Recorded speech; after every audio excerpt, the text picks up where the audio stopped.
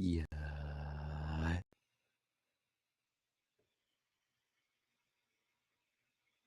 Yeah.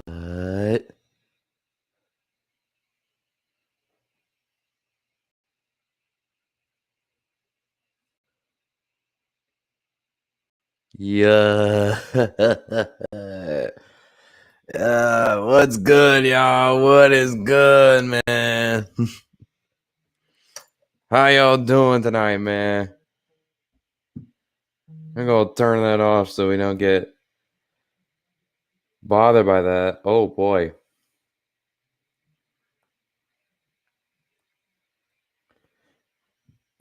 Yikes. We just got an update on the JC Jackson injury from the Seahawks Chargers game that just ended not too long ago. Reports are that it is a dislocated knee. MRI will be tomorrow.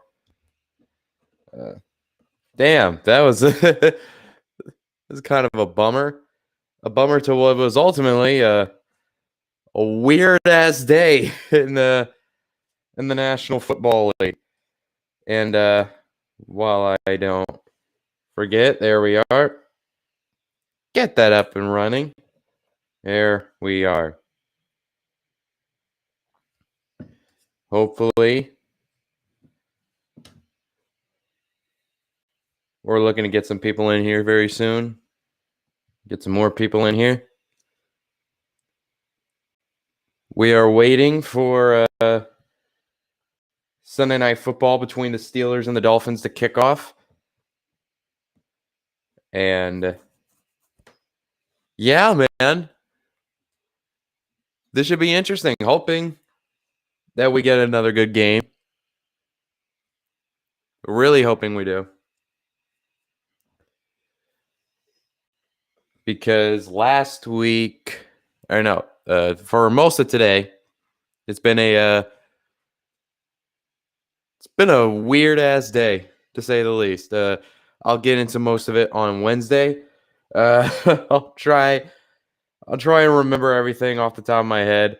The Giants escaped by the hair on their chins.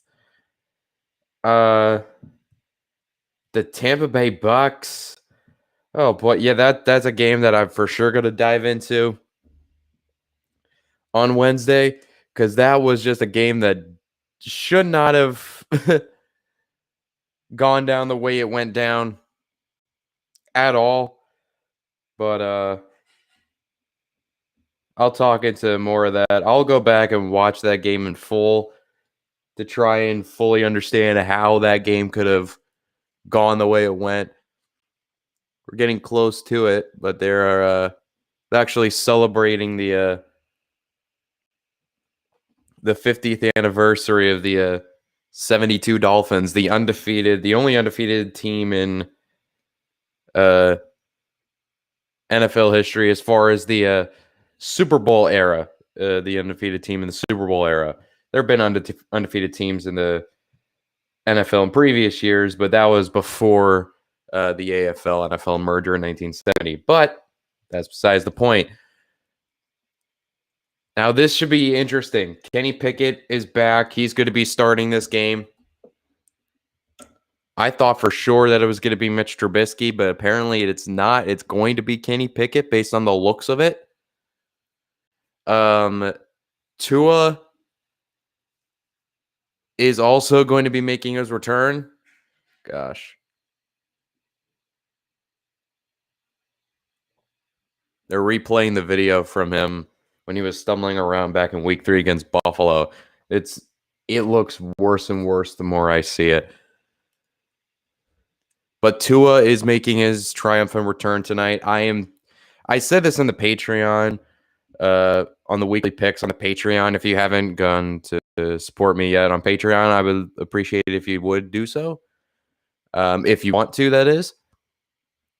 But I mentioned in that video that I'm very nervous about him in this game, as far as the hits he's going to be taking or potentially could be taking.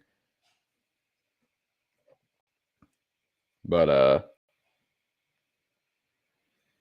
Yeah, man, we're just gonna have to wait and see. We are minutes away from the opening kickoff.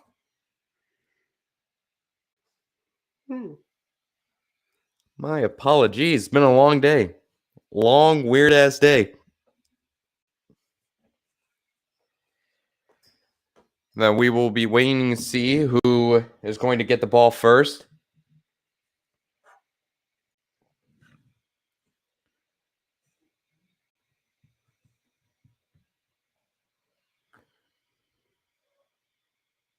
Yes, great. Oh boy. All right, and it's going to be Pittsburgh kicking off, which means Miami's going to get the ball first, which means we're going to see Tua come out on the field with the Dolphins offense. This should be interesting. Like I said, I'm very nervous, but we get to see firsthand what is going to be. I already have a feeling that every time he gets pressured, and the kickoff is underway, and it's going to be Raheem Mostert taking the opening kickoff, and he's going to find a couple lane. He's going to get a lane, and he's going to be tackled. I want to say close to about the 30-yard line.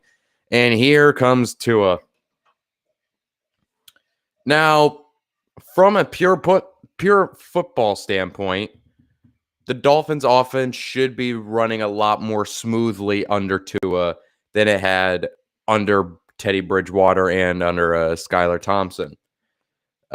Because the offense is basically designed for a quarterback like Tua with the skill set that Tua has. But like I said, I'm just nervous about the hits he could potentially be taking in this situation. We'll find out. 1st and 10, and we're going to start off with a false start. We're gonna start the game with a Liam Eichenberg false start to start this game, and that is not the way you want to start if you're the Miami Dolphins offense. First play of the game, and it's a false start. You're already backed up 5 yards.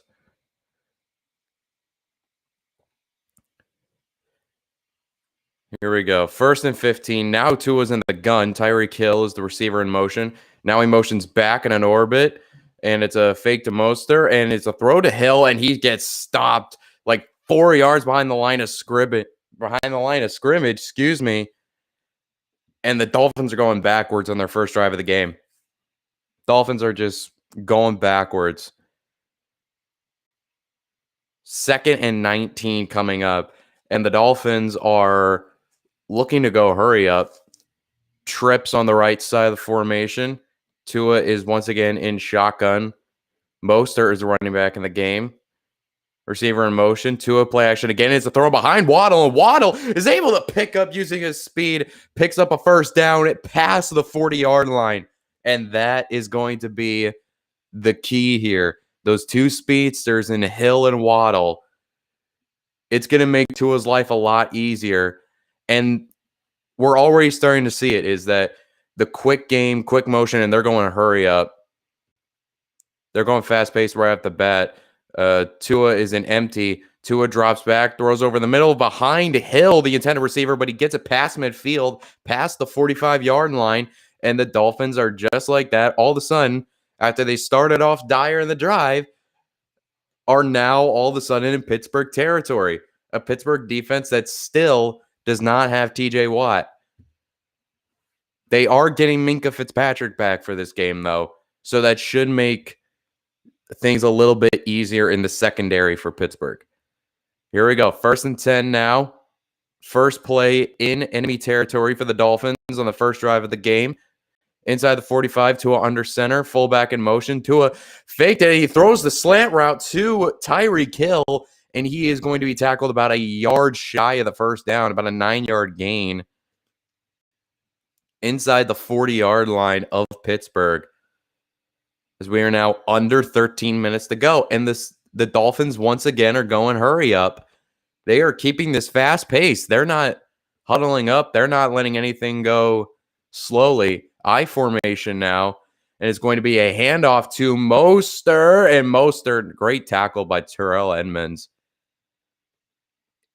Gain of about Nothing, actually. That was actually, no, he was still able to pick up the first down on that. It was a 2nd and 1. Edmonds with a great tackle, but they were still able to pick up the first down on that. And now the Dolphins are actually huddling up here. They were going fast pace, no huddle all drive. Now all of a sudden they're slowing things down a little bit.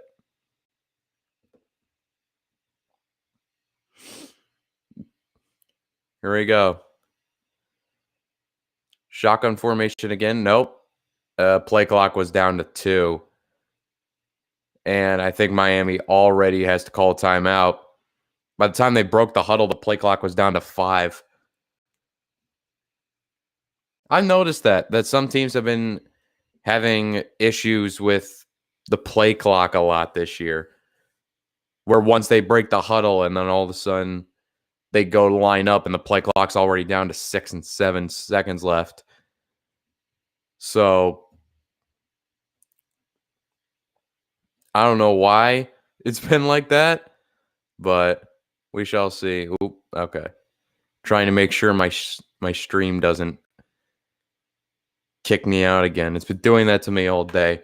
I'm hoping it doesn't. But here we go. 1st and 10 for the Miami Dolphins. This is still the first drive of the game. And Tua is back in shotgun. Alec Ingold, the fullback, is actually in at the running back position next to Tua. And Tua play action, throws it over the middle to Gesicki. Gesicki is in the red zone, and Gesicki gets tackled head over heels by Fitzpatrick, but not before Gesicki gets into the red zone. And here come the Miami Dolphins. Red zone trip on the first drive of the game, and the Dolphins are moving the football. It's like every time. There we go. Alex Highsmith got his hands on it. Hold on. I formation again. Handoff to Mostert. And Mostert is able to get it inside the 10-yard line. A gain of about 5 on that play. But it's very fast-paced, very, very lenient on the quick game, which is something that Tua has always been really good at. It was a great design play by Mike McDaniel. About a 5-yard run to get him inside the 10. 2nd and 3. It was a 7-yard run. Twins on the right side of the formation. Mostert is the lone back. Tua pumps one way, throws it back across the middle, and it was intended for Gesicki, but it's knocked incomplete. Knocked away by Terrell Edmonds, the safety. 3rd and 3 coming up. Can the Dolphins, after having a really good drive, this entire drive to start the game has been really good, got it inside the 10-yard line, can they cap it off with a touchdown, or can the Steelers hold? We shall see. 3rd and 3 coming up. Play clock down to 8. Tua is in shotgun once again.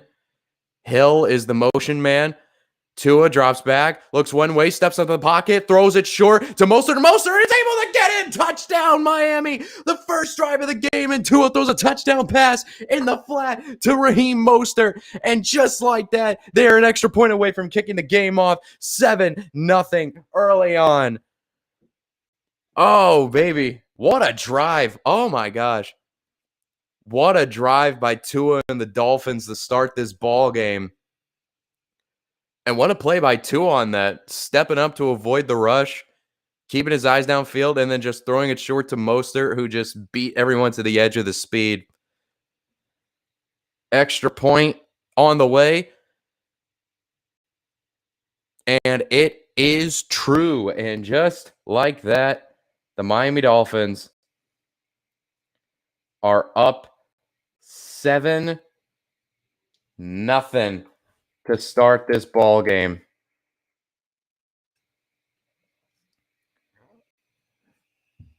Hold on 1 minute. Yeah.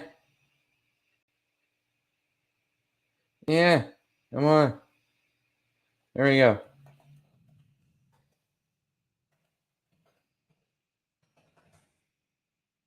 There we go.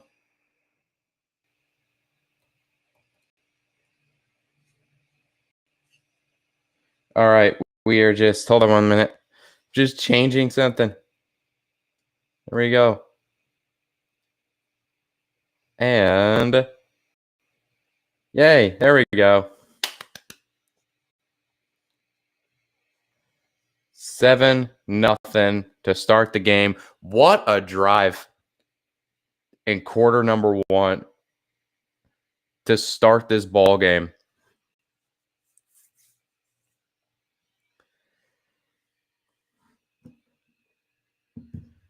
Oop. And yep, there's Ian Rappaport to confirm the news I talked about earlier. Chargers corner J.C. Jackson suffered a dislocated kneecap. We'll see how long he'll be out for with that. But what a drive by Tua in his first game back after we were all speculating how was he going to look? Was he going to be a little nervous out there because of everything that happened? And he comes out first drive of the game and leads the Dolphins straight down the field for a touchdown. Amazing drive by the Dolphins offense to start this game. Amazing drive. And now we're still in commercial break, but we will see once we get back. Now we're going to see how the Pittsburgh Steelers offense, who has not been particularly good this year, is going to respond to that. And we will see in just a moment. We are mere moments away from Miami kicking off to Pittsburgh for their first drive of the game,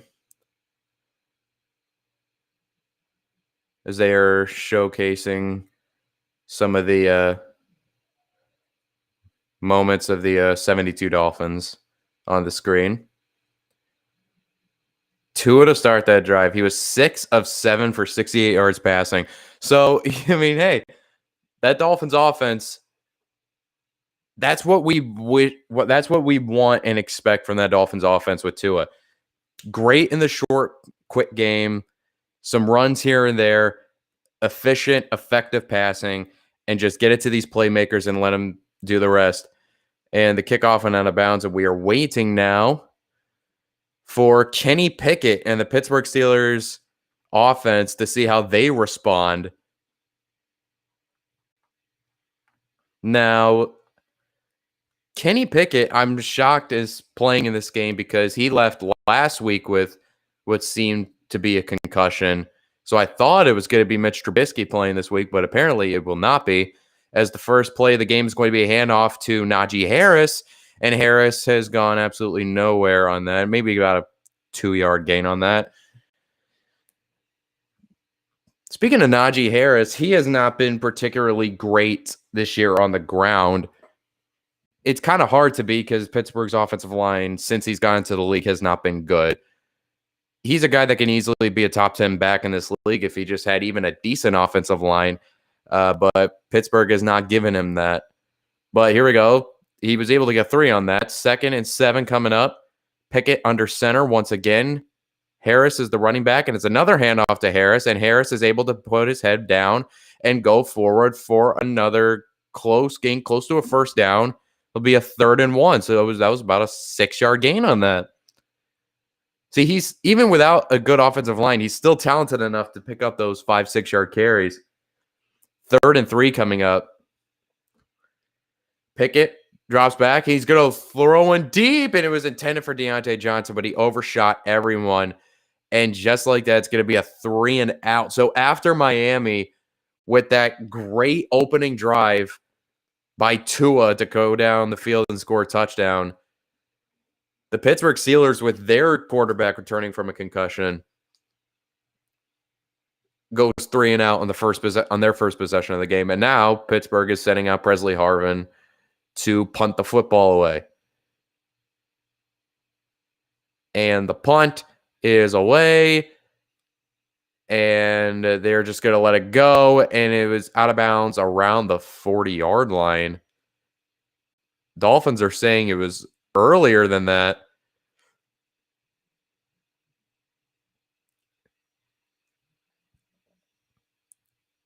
It actually went out of bounds at the 45, so Miami's going to get great field position to start their second drive. Oh, boy. Oh, goodness. But we will see what Miami does with that golden field position once we get back from commercial break.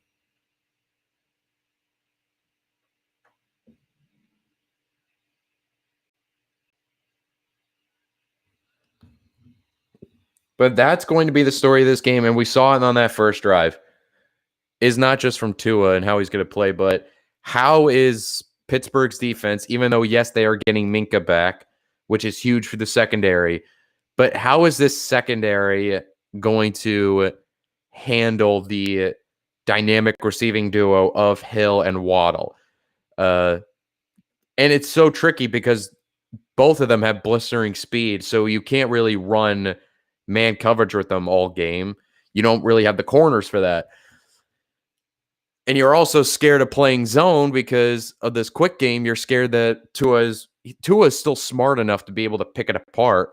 So it really, having both those guys and having Tua back in the system at quarterback, it really puts this secondary and this defense as a whole in a bind because you're not sure how to properly defend it to consistently get stops. Now, you're not able to get consistent stops against an offense like this, but you would like to think that Pittsburgh is able to try and find an answer to at least slow it down to try and make sure that they either can beat them, try and beat us any other way. You're not going to beat us in the quick game. So if they're able to find a way where they can lock these receivers up and make sure that Tua holds the ball for 2, 3, even 4 seconds longer than he wants to, then that's really the only way that I can envision Pittsburgh having a chance to win this game, because I don't see Pittsburgh's offense doing something consistent enough to keep them in this game. Their defense is going to have to keep them in this game, and going against Tyreek Hill and Jalen Waddle with Tua back in the game, that's not going to be an easy feat. But enough rambling from me. We are back from commercial break. They're showing something on the punt return.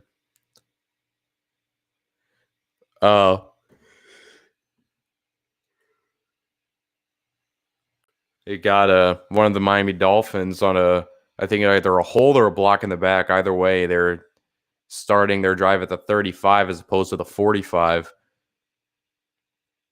Here we go. 1st and 10 from the 35-yard line after the penalty. Tua under center again. It's a pitch to Mostert. Mostert is able to pick up about 4 yards on that, maybe 5. Bring up a 2nd and 5 coming up. So, alrighty. Now, like I said before, Miami had a great drive to start that game. And we will see how they respond to that and how Pittsburgh's defense responds to giving up that long touchdown drive to start the ball game. As we are approaching 8.5 minutes to go in this game, 2nd and 5 coming up, and is going to be a play action to Mostert, and throws over the middle to not in Tyreek Hill. It was Jalen Waddle, and he's able to get it deep into Pittsburgh territory again. So just like that, 2 plays, and into Pittsburgh territory, Miami goes again. And Jalen Waddle, just a simple post route. There was that zone defense again. And that's what I'm talking about. The quick game is Tua just read option, play action, pat the ball once, and then chuck it immediately. But here we go. Tua's under center again. Alec Ingold in motion. Handoff to Mostert again. And Mostert's able to get through a hole. He picks up a 1st down, and he somersaults inside the 25-yard line as we are now under 8 minutes and counting in quarter number 1.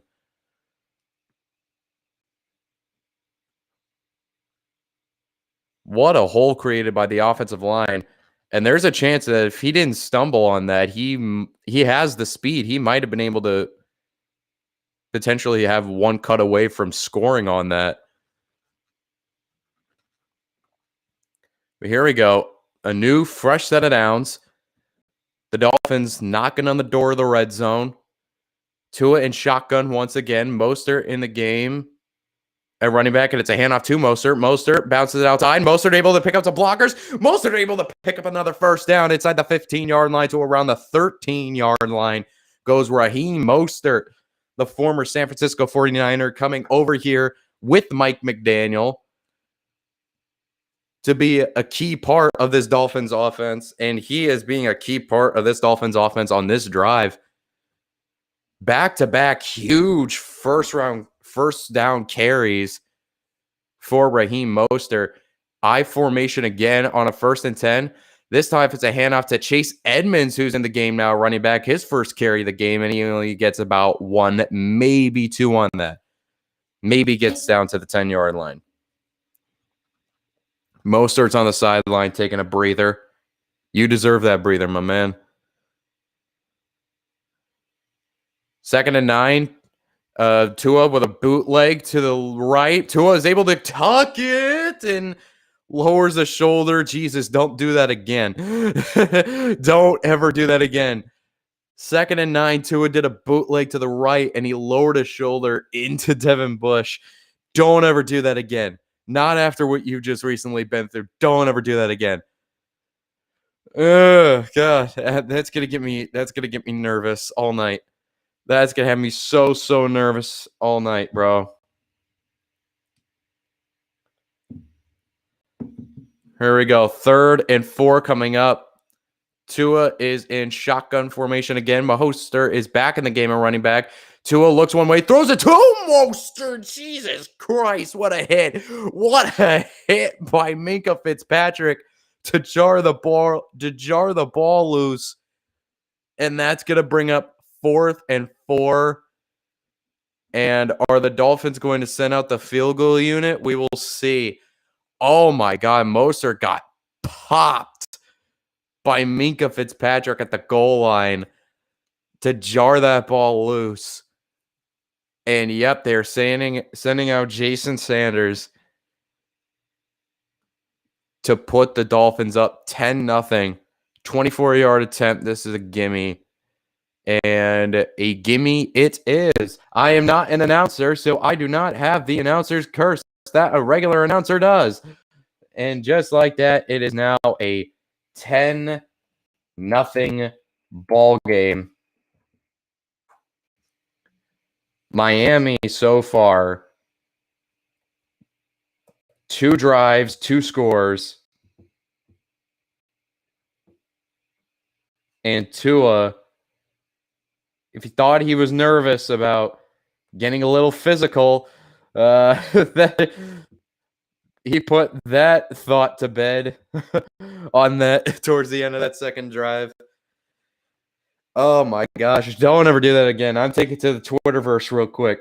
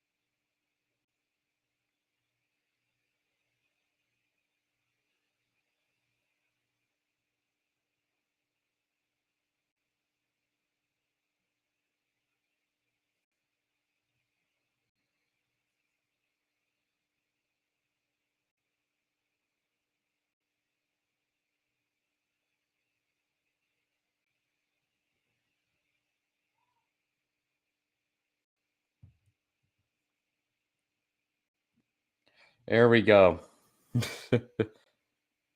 There we go.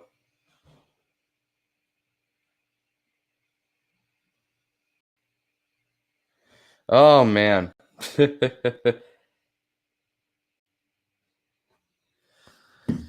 Okay, here we go. Just in time, we are now back from commercial after that.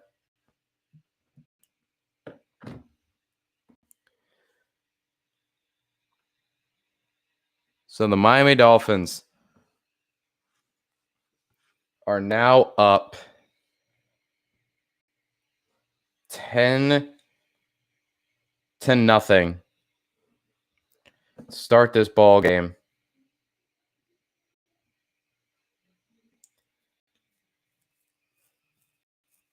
And hold on one second.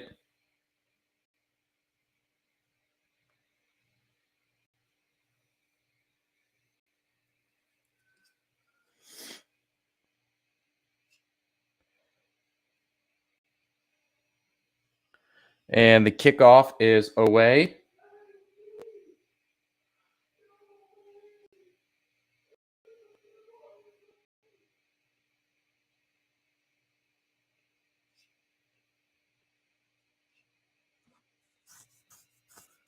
Alrighty.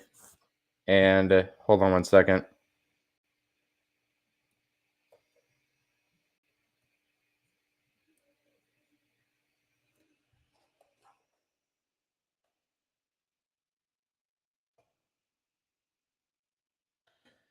Here we go. 1st and 10 at the 25 for the Steelers offense. Pickett's going to roll out to his left, to his right, excuse me.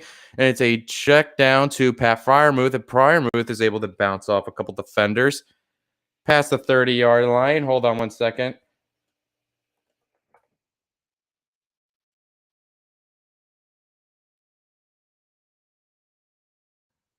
Hopefully, I did that correctly.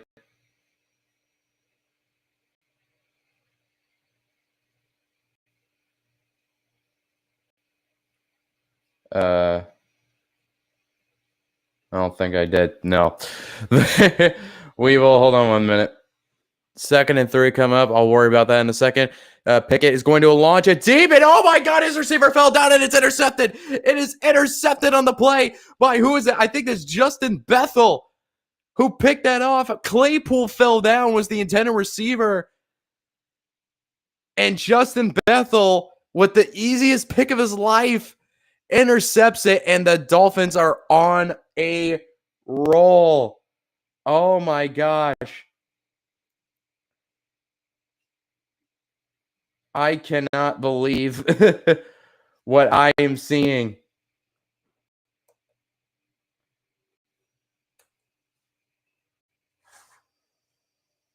This is unbelievable. This is absolutely unbelievable. Hold on one moment. I am so sorry.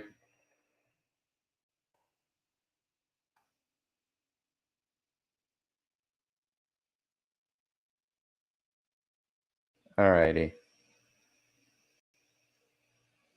There we are. Just figuring some stuff out. But oh my gosh, what? What? Oh my gosh. The Dolphins are just, so far in quarter number 1, are just doing whatever they friggin' please. And there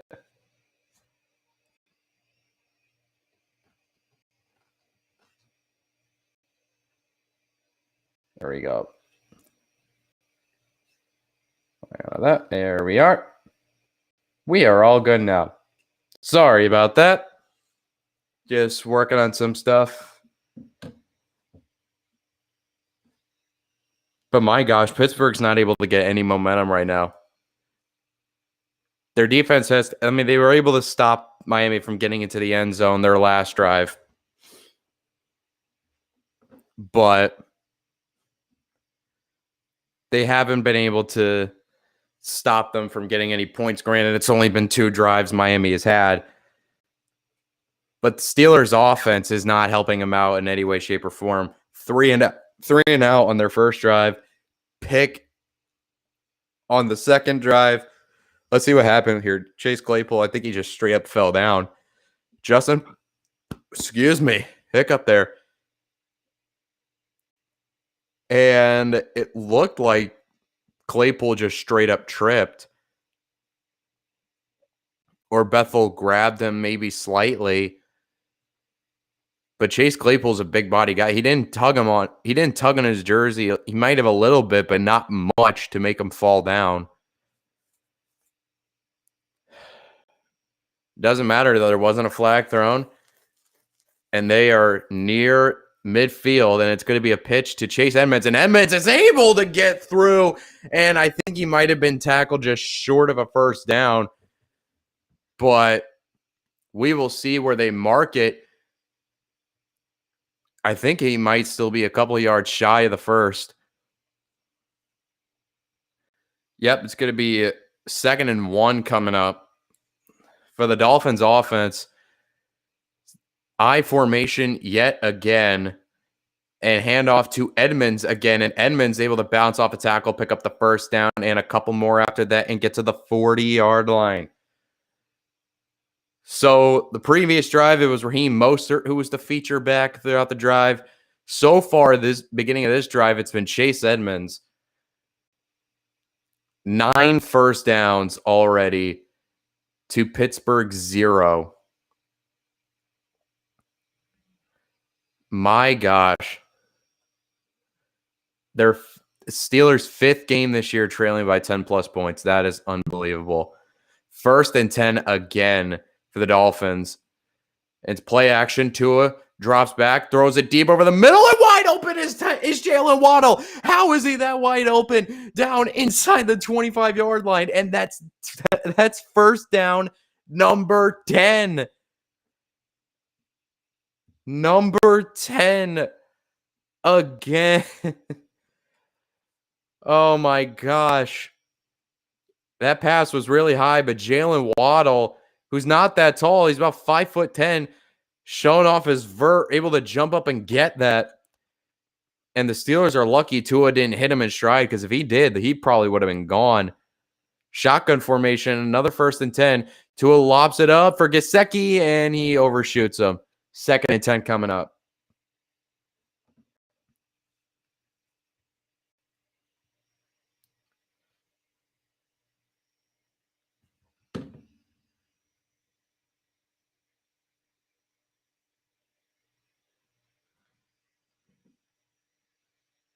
Here we go. 2nd and 10 coming up. We're now under 3 minutes to go. 2:42 left in the first quarter to be exact. We're not even out of the first quarter yet. That's crazy. Receiver in motion. Tua drops back, throws over the middle. His pass is high, and it was nearly picked off. Oh my God, it was nearly picked off by Wallace. The pass was behind. It was high and behind Tyreek Hill, and Hill turned back to try and catch it. No, it wasn't behind him. It was just in front of him, and Tyreek Hill tipped it, and it nearly bounced into the arms of Wallace. That would have been the break the Steelers needed. But Miami gets bailed out. 3rd and 10 coming up. Shotgun formation, snap to Tua, throws over the middle to Gesicki, and it is knocked away incomplete. And the Steelers defense holds. They're going to send Sanders out again for another field goal try to make it 13-0.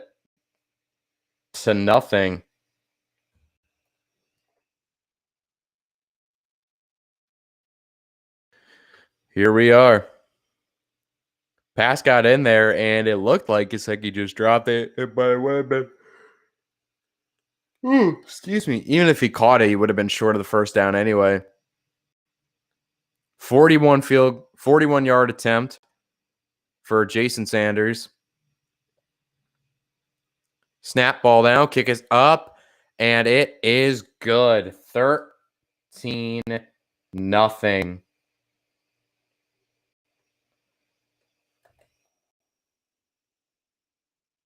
And it has been all Miami to start this game. It has just been nothing but Miami so far this ball game. Pittsburgh's offense needs I repeat, needs to get something going. I don't know what that is. I don't know how you do it. But you need to get something going.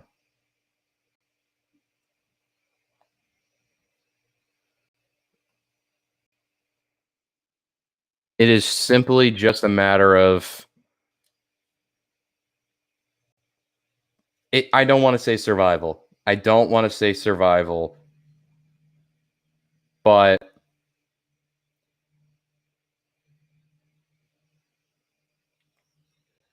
it's getting to a point where you're starting to sweat already. It's quarter number. We're not even out of quarter number 1 yet, and you're already starting to sweat a little bit.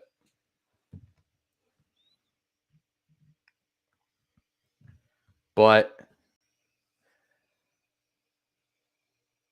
so if you're the Pittsburgh Steelers, what do you do here? How do you gain momentum? You have to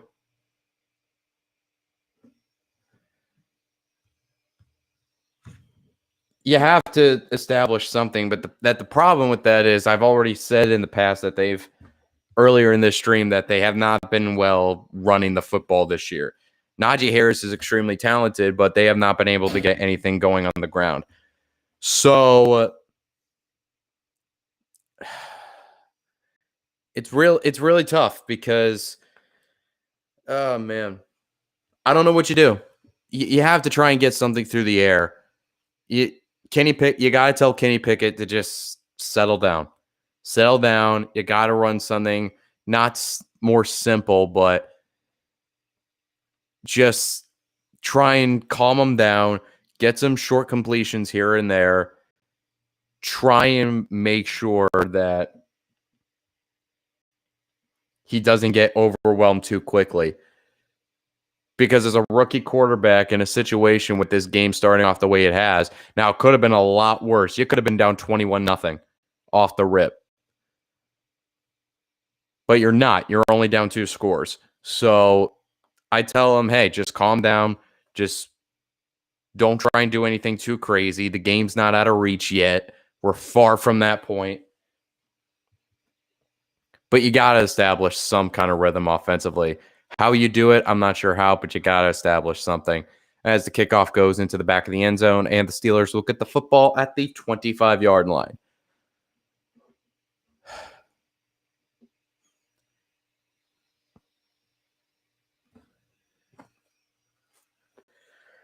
Here we go. It almost gets to that point late in the day. Here we go. 1st and 10, shotgun formation. Harris is the lone back. Handoff to Harris. Harris makes a nice jump cut, and Harris is about only able to pick up about 4 on that carry. He'll bring up about a 2nd and 6 as we approach 2 minutes to go in quarter number 1. Here we are. Yeah. They're showing this is what I'm talking about. They're showing the graphic of Najee Harris running the ball in each game this year. 44 yards a game on the ground. That's not good. 2nd and 6 coming up. And it's a screen pass to Deontay Johnson. Johnson gets a block. Johnson tries to make a guy miss, but he's tackled at the ankle by Justin Bethel. And it's going to bring up a 3rd and short. 90 seconds remaining in quarter number 1.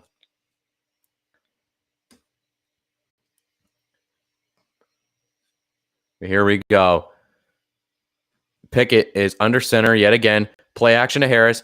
Throws it short to Freiermuth. Freiermuth able to pick up a 1st down. 1st down. That's the first down of the game for the Pittsburgh Steelers. And it comes with just over a minute left to go in the 1st quarter. Here we go. 1:05 and counting. Probably get 2 more plays before the end of this 1st quarter. 1st and 10 coming up. Najee Harris is on the sideline. Warren is in the game. It's going to be an end-around handoff to Deontay Johnson, and Johnson tackled by Andrew Van Ginkel on the play after about 2, maybe 3 yards gained on it. 30 seconds to go in the first quarter. Oh, good evening, Pia. How are you, brother?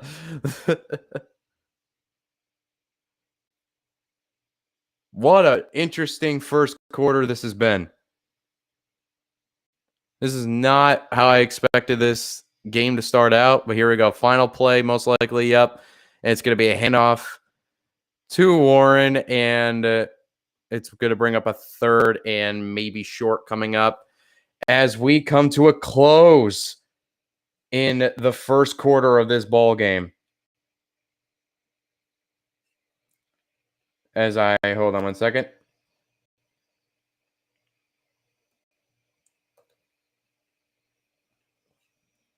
Here we are.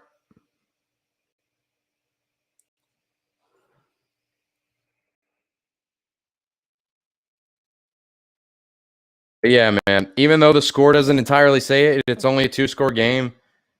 That first quarter was dominated by Miami. Big opening play drive to start the game by Tua.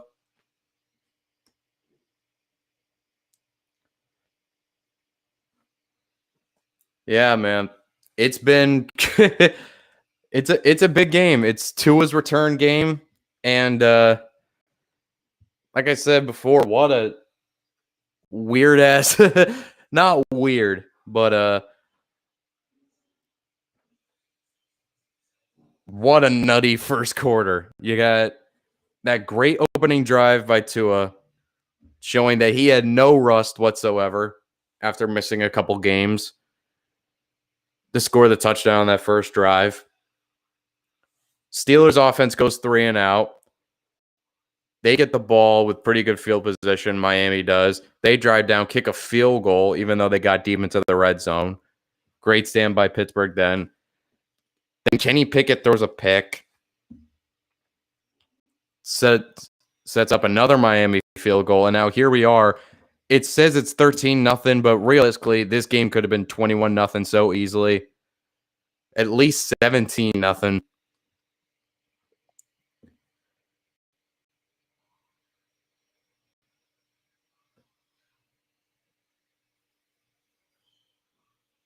But yeah, Pittsburgh's starting to get a nice drive going.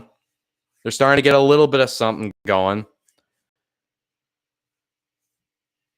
Finally picked up their first down after with just over a minute to go in the first quarter. It's been a weird, crazy first quarter, and what's been a weird, crazy day as far as the NFL goes.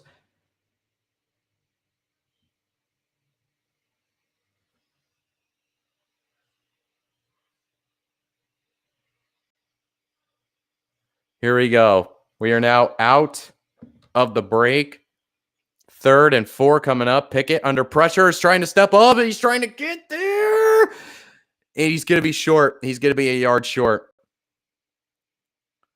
Kenny Pickett stepped up, tried to get there, but he's going to be a yard short, and Pittsburgh's going, hurry up. They're going for it. 4th and 1. Pickett as under center. It's going to be a handoff to Warren. Warren lowers the head, and he gets the first down and then some. This is going to be it's going to set up a 1st and 10 and their first play in Miami territory.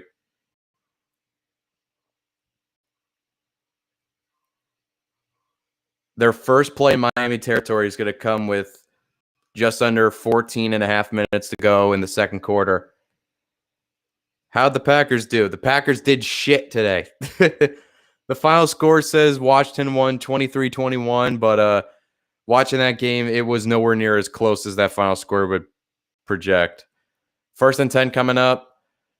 Pickett under center again. Play action to Harris. Pickett throws it short to Harris. Tries to make a couple defenders miss. Makes a spin out of a tackle and picks up the first down. Oh my gosh. What a play by Najee Harris to actually somehow pick up the first down when he had 3 Dolphin defenders in his face, made 2 guys miss, spun out of another tackle, able to pick up the first down.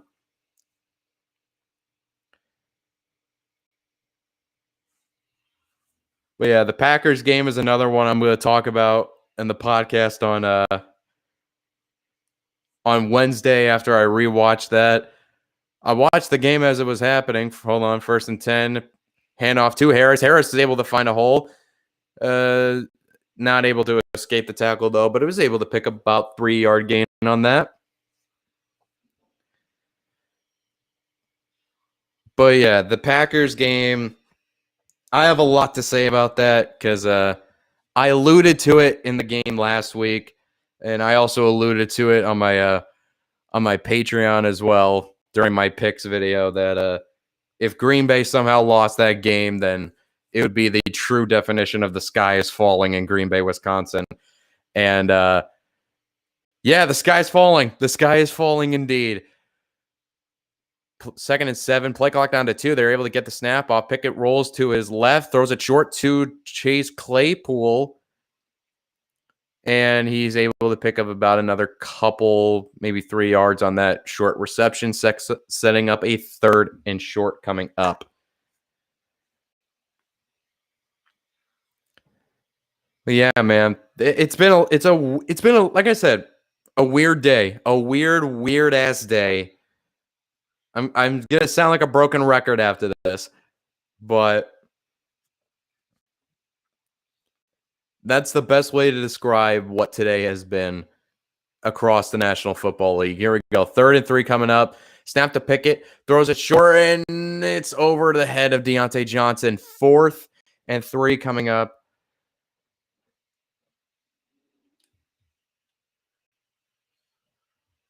We're gonna see. Hold on. I know there was a game going on today, but I'm not sure how it ended. Last I checked, the Padres were up. Holy shit, Phillies are in the World Series. Here we go. And it looks like, yep. Yankees game's going on right now. Here we go. 45-yard attempt to get the Steelers on the board. And Boswell is good from 45. And just like that, the Steelers finally get on the board. Make it a 10-point game. And un momento, por favor.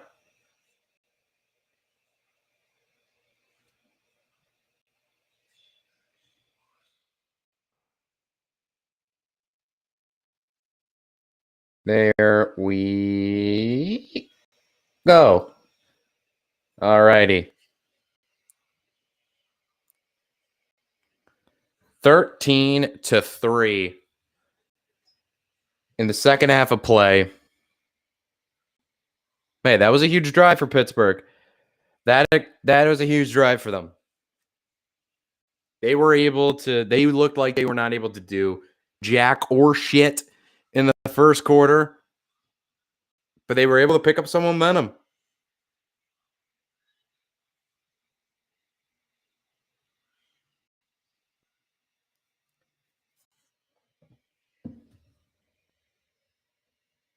But yeah, I'm just looking at some of the baseball scores. Yep. It's currently bottom of the second in the Yankees game, but looks like we're one game away from having an Astros-Phillies World Series.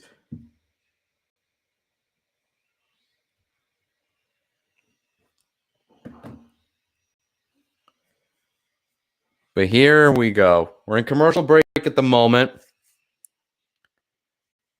But like I said, that was a big win for Pittsburgh on that drive. Even though they weren't able to do much as far as getting into the red zone, at this point, points were points. I was talking about earlier before this drive that Pittsburgh wasn't able to do anything right that first quarter, and they had to tell the rookie quarterback, hey, let's just settle down. Let's not do anything overly crazy. Let's just try and get something going. It's only the first half. It's only quarter number 2. You know, we don't need to start doing anything crazy, and we're only down 2 scores, so you just got to relax here. You got to trust the defense, even though realistically, even though the defense only gave up that touchdown the first drive of the game, they've made stands when they've needed to. The Steelers defense has. Holding them to 2 field goals after that on crucial downs is needed.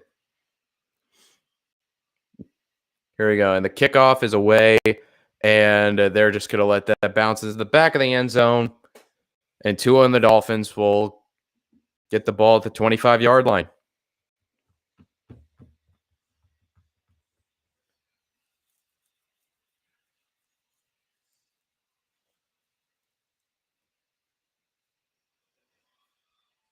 Here we go. 1st and 10 coming up at the 25-yard line. 11:44. Ooh. Air bubble. 11:44 to go. Play clock is down to 9. Shotgun formation again for Tua. Fakes the handoff to Mostert. Mostert throws over the middle, intended for Hill, excuse me. But the pass falls incomplete. 2nd and 10 coming up. Right now the Steelers defense is starting to lock up a little bit. They're starting to tighten up a little bit. They're making some adjustments. They're starting to figure out some ways to slow this offense down a little bit.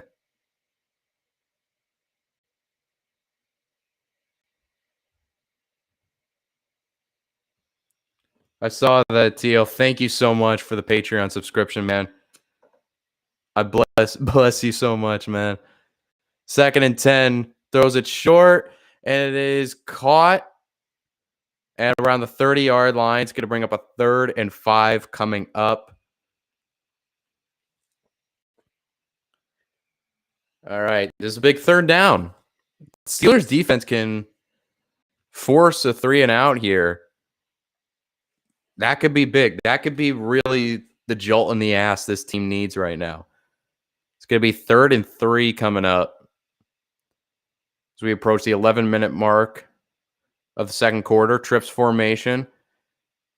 Hill is lined up in the backfield as the running back. Mostert is the receiver in motion. Tua throws it short, and it is caught for the 1st down by 14. My apologies. Who I can't tell who that is. Shit. My memory sucks. But it doesn't matter. It was caught for a 1st down. I'm going to see his name, and it's going to drive me nuts.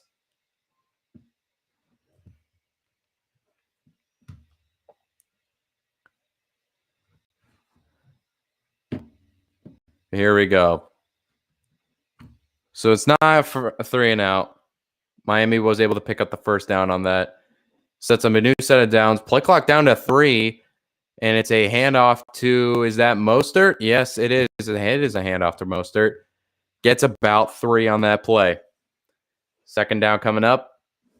10 minutes left till halftime.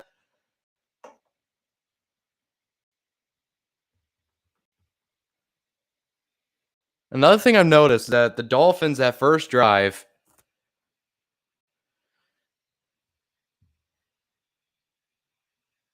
they were doing a lot of hurry up. They haven't been doing that since. 2nd and 7 coming up.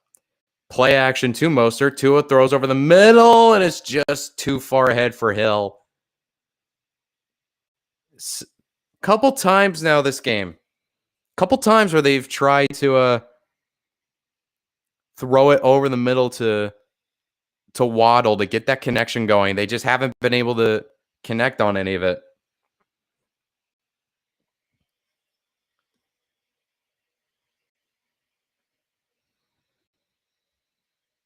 But yeah. 3rd and 7 coming up. Play clock is down to 6. Empty formation. And Tua drops back, throws it short. It looks like it was tipped slightly, and it was in and out of the hands of Chase Edmonds. 4th and 7 coming up, and the Dolphins will have to punt. That was a win. That was a huge win. Maybe the momentum's starting to shift. Who knows? But Pittsburgh able to get points out of their last drive. Defense, while they weren't able to force the 3 and out, they were still able to make a stand, granted off of Chase Edmonds' drop. But that was a big one. That was a big stop for them. Punt is away. They nearly got home on that, and Olszewski is going to take it. Doesn't call for a fair catch, and yep, he gets tackled inside the 15 around the 14-yard line. Tackled by Bethel, the man who had the interception earlier. So the Steelers offense will start within the 15-yard line when we get back from commercial break on that. Sure, Tree is enjoying this. Maybe. I don't know if enjoying is the word. Like I said, that first quarter was absolutely brutal. That was a brutal first quarter. And it's still a 2-score game. Now, if they're able to go down and get some kind of points out of this, whether it be a field goal or a touchdown, then maybe. But that last possession defensively for Pittsburgh was big, because now you're starting to feel the momentum not entirely shift, but you're starting to feel a little shift in the wind a little bit.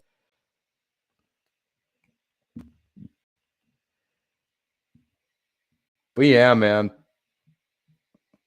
But while we're in commercial break, I want to talk about some of the games that have occurred today.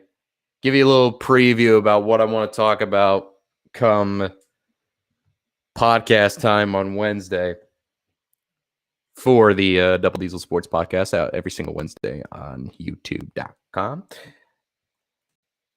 So, Tampa and Carolina is a game that I really want to go back and watch again just to figure out what the hell is happening.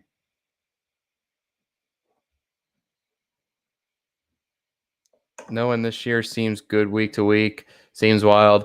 Outside of a very select few teams, no, not entirely. Like outside of teams like Kansas City and Buffalo, which we all know are the two best teams in the league. Yeah, no one's looked consistently that great. That could just be like what Tom Brady said a few weeks ago, a lot of bad football, or it could just be there's a lot of parity in the league.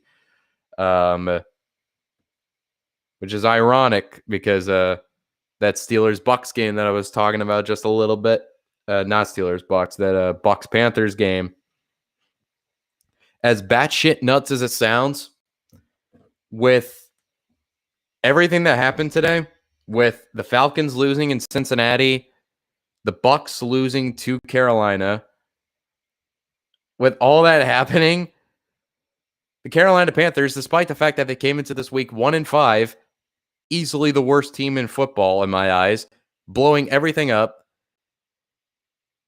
1st and 10 on the play. I'll finish that thought in a minute. Pickett play action, throws it on the tight end screen to Gentry, but he goes nowhere on that. But after all that, the Panthers, despite coming in this week 1-5, with the win today over Tampa, are currently now a game out of first place in the NFC South.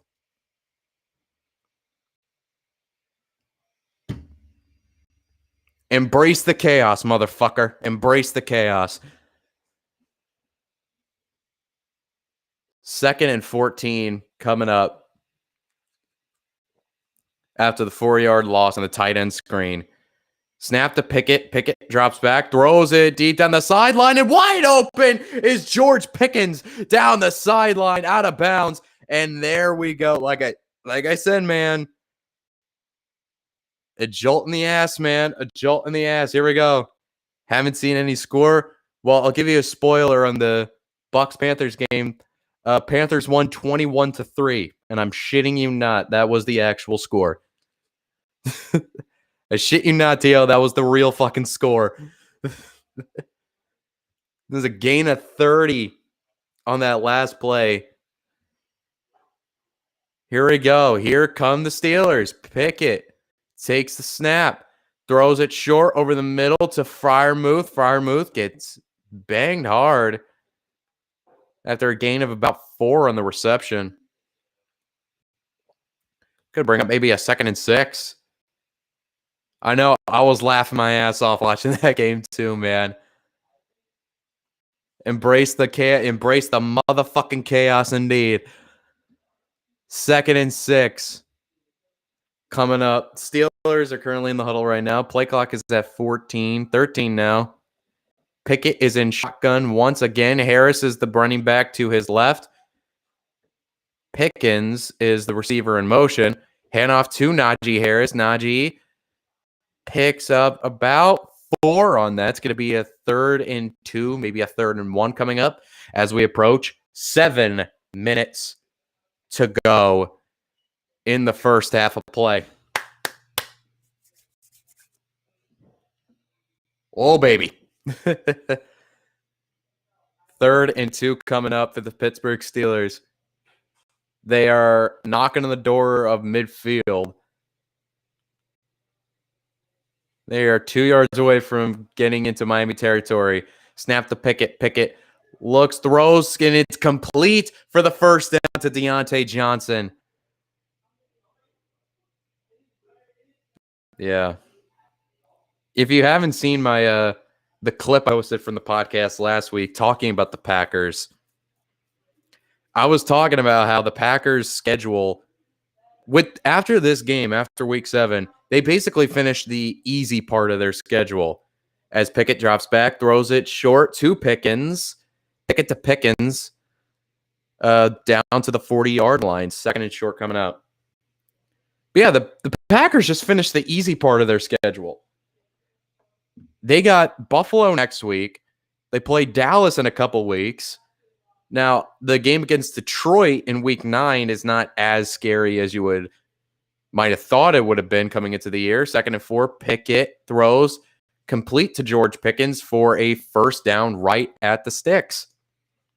Another first down for the Steelers, and here come Kenny Pickett and the Pittsburgh Steelers.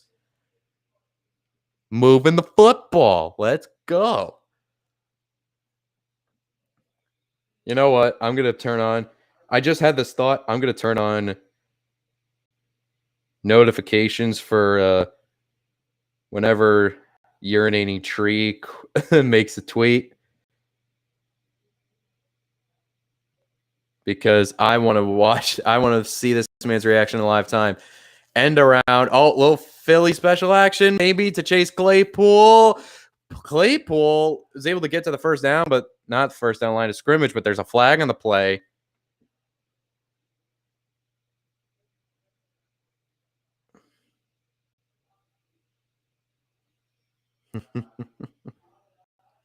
Here we go. And it is a holding against the Steelers. That's going to back them up. All right, here we go. Urinating Tree Twitter notifications are turned on.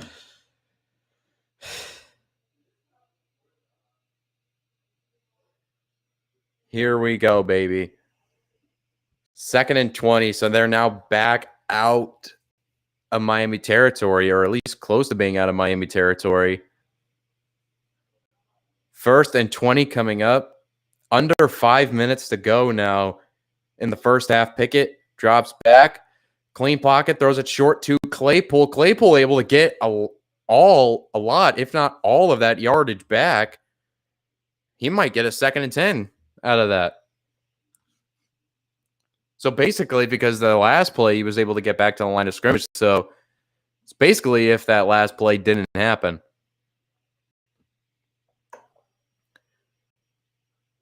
Look at that, Pickett. Nice, clean pocket. That's what I'm talking about. He didn't panic. He went through his progressions. Didn't try and force anything crazy down the field. Just found Chase Claypool underneath. And now you got a 2nd and 9 coming up. Deontay Johnson is the man in motion, but it's a pitch to Harris. And Harris, oh my gosh. Melvin Ingram. Melvin Ingram got to him in the backfield. And now they're back behind the chains. So the Broncos. So the Denver Broncos, they were not playing Russell Wilson today. Russell Wilson was out with a hamstring injury. Apparently, he had been playing on a partially torn hamstring. So he was out for this game. So we got some Brett Rippon action. And 3rd and 12 coming up for the Steelers. I'll finish that thought after this play. Pickett drops back. Rolling, and he steps up. He's going to run for a first down and gets it, and then some. He slides inside the 25. What a play by Kenny Pickett. Oh, my goodness. You forget he has that athleticism in him, man. Oh, my God. He took up the middle like he was shot out of a cannon. He felt the pressure coming up, saw there was no one in the middle of the field, and just took off running and slid right before he got outside the red zone. But yeah, man, the Broncos are starting Brett Rippon in this game. And actually, I'll get to that after this drive. 1st and 10, handoff to Harris. Harris breaks a tackle and gets another first down to about the 10-yard line. And the Pittsburgh Steelers are in the red zone, and they are feasting right now. And the Steelers look like they're going, hurry up. Pickett is under center. And it's another handoff to Harris. That's a great run. Bounce it outside. Tries to fight through it, but only gets about 2 yards on that.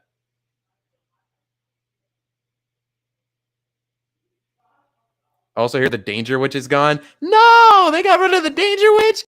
No! Oh, my gosh. We actually just hit the 2-minute warning on that. So, yeah, Denver, again, on my Patreon, I talked about how the Pittsburgh Steelers lost, or not the Pittsburgh Steelers, what am I talking about? I predicted the New York Jets to beat Denver in that game, and that was before I learned about Russell Wilson being out. So, Brett Rippon starting the game, it almost not guaranteed it, but yeah, it basically guaranteed a Denver loss.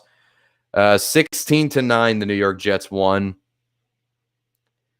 And good win for them. Offensively, they didn't look that great against Denver's defense. That's been the only bright spot on that team. But their defense made plays when they needed to.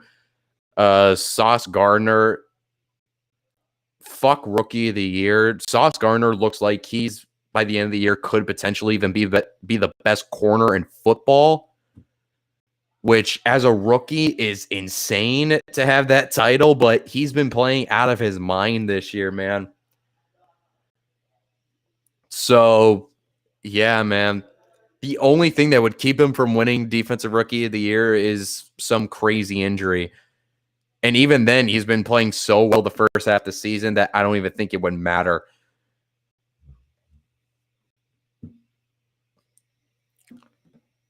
But, yeah, man. Like I said, crazy day. Fun day, but crazy day. I'll get into more of it on Wednesday. I can only get into so much here. But, yeah, no, is that true? Did they really get rid of the Danger Witch? I hope they didn't. Hold on.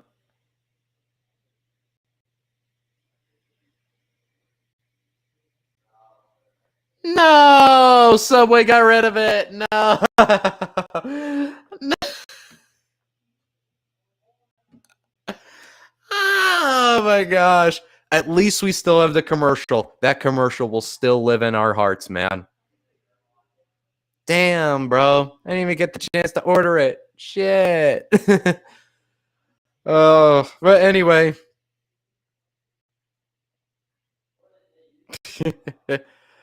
Anyway, 2nd and goal coming up.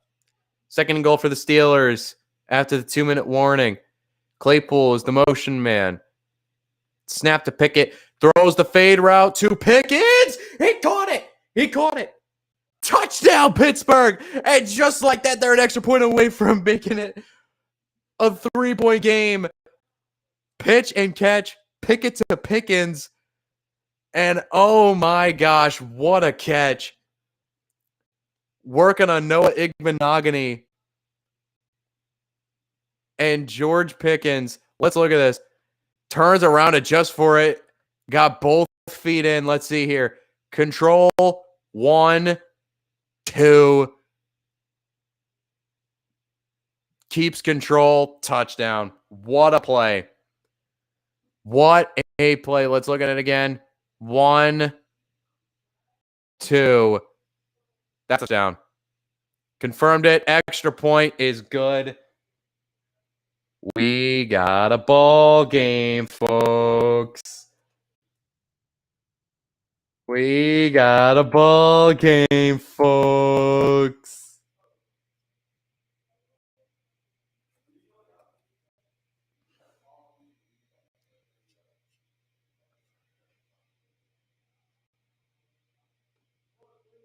Hold on.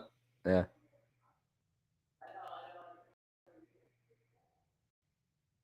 We got a ball game, folks. Let's get it. This is what I want, man. This is what I want. We haven't gotten a lot of good Sunday night games. Let's get it. Let's go. This is what I wanted.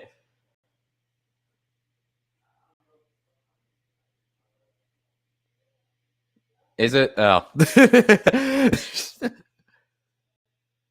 Oh, man. That's crazy. They canned that thing after like a week. That's hilarious. That's actually hilarious. You know what? W Subway. W Subway.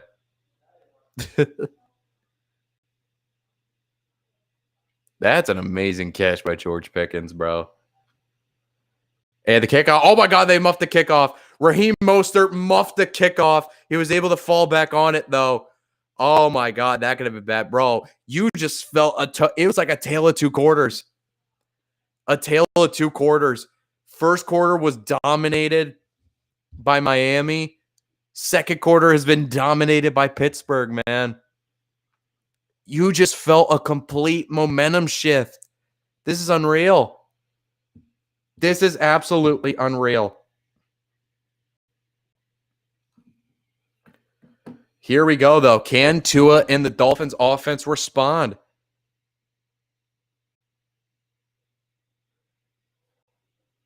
Here we go. 1st and 10. Tua drops back. Throws it over the middle to he's caught. It's caught.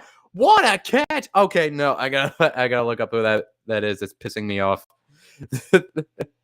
That's pissing me off that I can't remember it.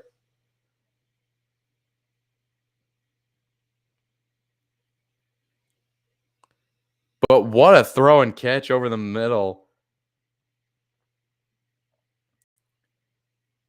Any other Sunday, and it's pinned that way all week. Yeah. Yeah, man. Here we go. 1st and 10 after the huge completion. It's a handoff to Mostert. Mostert is able to pick up about 3 on that. Trent Sherfield. Why was that so hard to fucking remember? 2nd and 5. 47 seconds and counting. Dolphins have a chance to put some points on the board. Tua steps up and runs, but he slides before he gets the first down. He would have picked it up. Had he just ran one more yard, he would have picked it up. Clock's still going. 30 seconds and counting. They still have 2 timeouts. They're running hurry up. What are they doing? Hand off. The flag flies. 23 seconds left. What the fuck is that?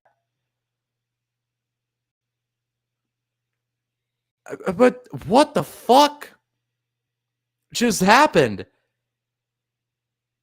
That whole sequence, the Dolphins still had 2 timeouts, and it's a false start.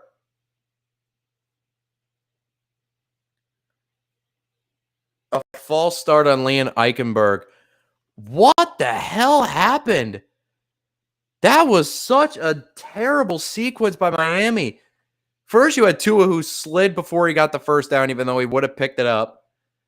And then they let all that time get wasted when they had 2 timeouts. Well, now they have 1, so I don't know if it was a graphic error or not, but it's a 3rd and 6. 3rd and 6 coming up. Snap to Tua. Tua lobs it up for Hill. Hill's able to get it completed down to the 30-yard line. And did they call a timeout? Clock stopped at 21. Clock stopped at 21 seconds. And the Dolphins used their final timeout. They finally got the connection to Tyreek that they've been waiting for all night. Did they pull a Cowboys? They didn't pull a Cowboys. It was just the head-scratching sequence. I thought they had 2 timeouts because the graphics said they did, but I'm guessing they didn't. I don't really entirely know what happened. But yeah, man, they used that final timeout. 21 seconds left. They're at the 30-yard line, so they're in field goal range to try and make this back to a 6-point game before halftime. But we will wait and see. Knowing today, there have been batshit crazy things happen all week. As I fuck around with my mic for a second. But yeah, all we've seen this week from Thursday night where we had 2 pick sixes in the final 2 minutes of the first half. All the weird ass shit we saw today. It would only make sense if something weird happened within these next 21 seconds of game time. But we will wait and see. We will wait and see what the remaining 21 seconds will bring us. And then once we hit halftime, I will be taking a little bit of a break just to give the old throat a little rest before we kick off for the second half. But we're still 21 seconds away from doing that.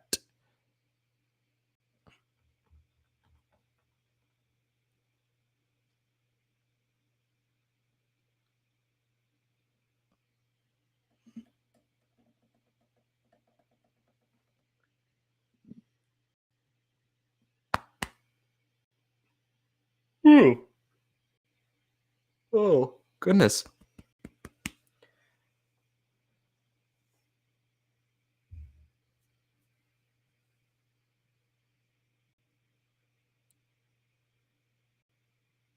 Here we go. We're now back after the timeout. Mike McDaniel and the offense probably talked things over how they want to play this. They have no timeouts, so they can't really. You can't. I mean, you could run something in the middle of the field and have enough time to do it, but if you are, it's got to be on a play that's not going to take up too much time. Play clock down to 4. They get the snap off. Tua throws it down the sideline. It is nearly picked off. Oh, my God. Cameron Sutton nearly picked that off. Oh, my gosh. And are they just going to send the field goal unit out now with 15 seconds left? Might as well. Tua with an underthrown ball intended for Tyreek Hill and Cam Sutton, and that, sir, is why you play defense. It hit him right in the hands, and he couldn't catch it. That's why you play defense, because if you could catch the fucking ball, you'd be playing receiver. Here we go. Play clock down to 2. Play clock down to 0. Oh, my God, they got to delay a game. They were just getting lined up, and the play clock got down to 5.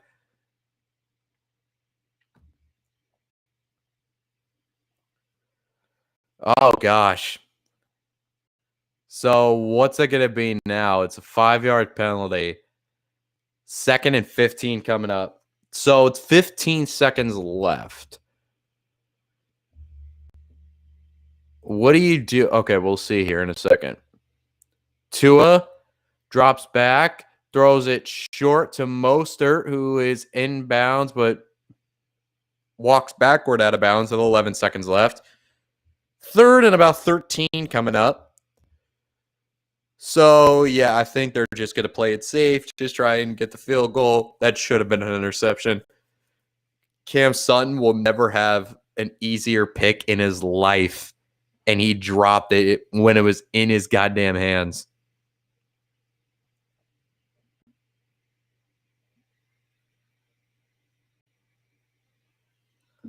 Here we go. 3rd and 12. Tua throws it short again for Mostert, picks up about a yard.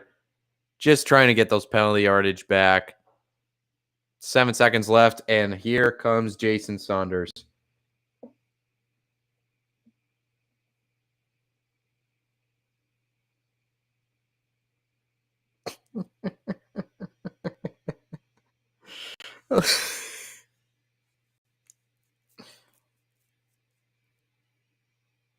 Oh, man. Oh, man, here we go. 47-yard attempt for Saunders. Sanders' kick is good. We still got 2 seconds till halftime. But that puts it back up to a 6-point game.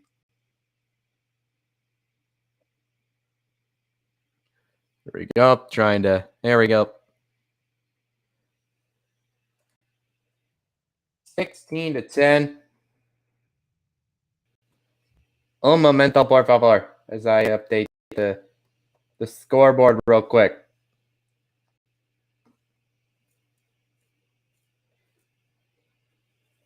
Here we go.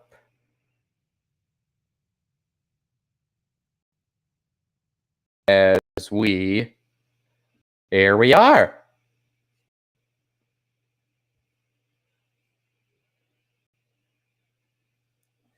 Bengals won and the Browns lost. Great Sunday for me. Yeah, man. Bro, how Joe Burrow did not get 500 yards passing today, I have no idea. Because you don't understand when I saw the stat line. So I was watching Red Zone as it was happening. As they're just going to do a squib kick, and Benny Snell is just going to wind it out. And that will be the end of end of the first half. But yeah, you don't understand how batshit weird it was when I saw the score, when I saw the stat line at halftime that Joe Burrow had 345 yards passing in the first half alone. He ended the day with, I believe, 484 yards passing. How he didn't get to 500 yards passing, I have no fucking clue. But he balled out of his mind today. This has been an amazing day. The definition of a what the fuck was that day? And it's being capped off with a pretty entertaining game on Sunday Night Football for the most part. But we have reached halftime. So as a result, I will be taking a small little break just to get my voice a rest. So, yeah. And I'll be turning off the camera for a bit. I will be back at the start of the second half, though. So, yeah. We'll see you at the start of the second half.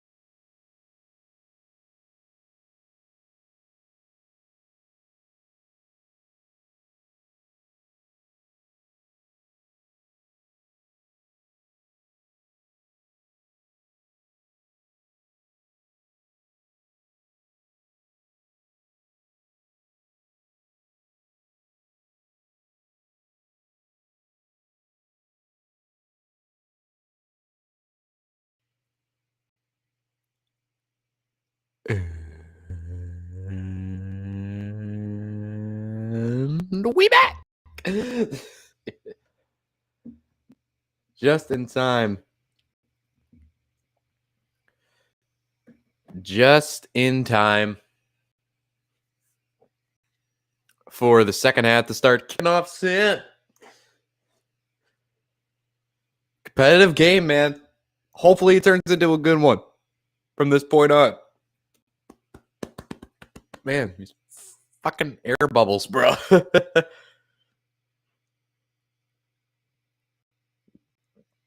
Here we go. So, story of this game up to this point, before we kick off the second half, it's really, like I said, been a tale of two quarters.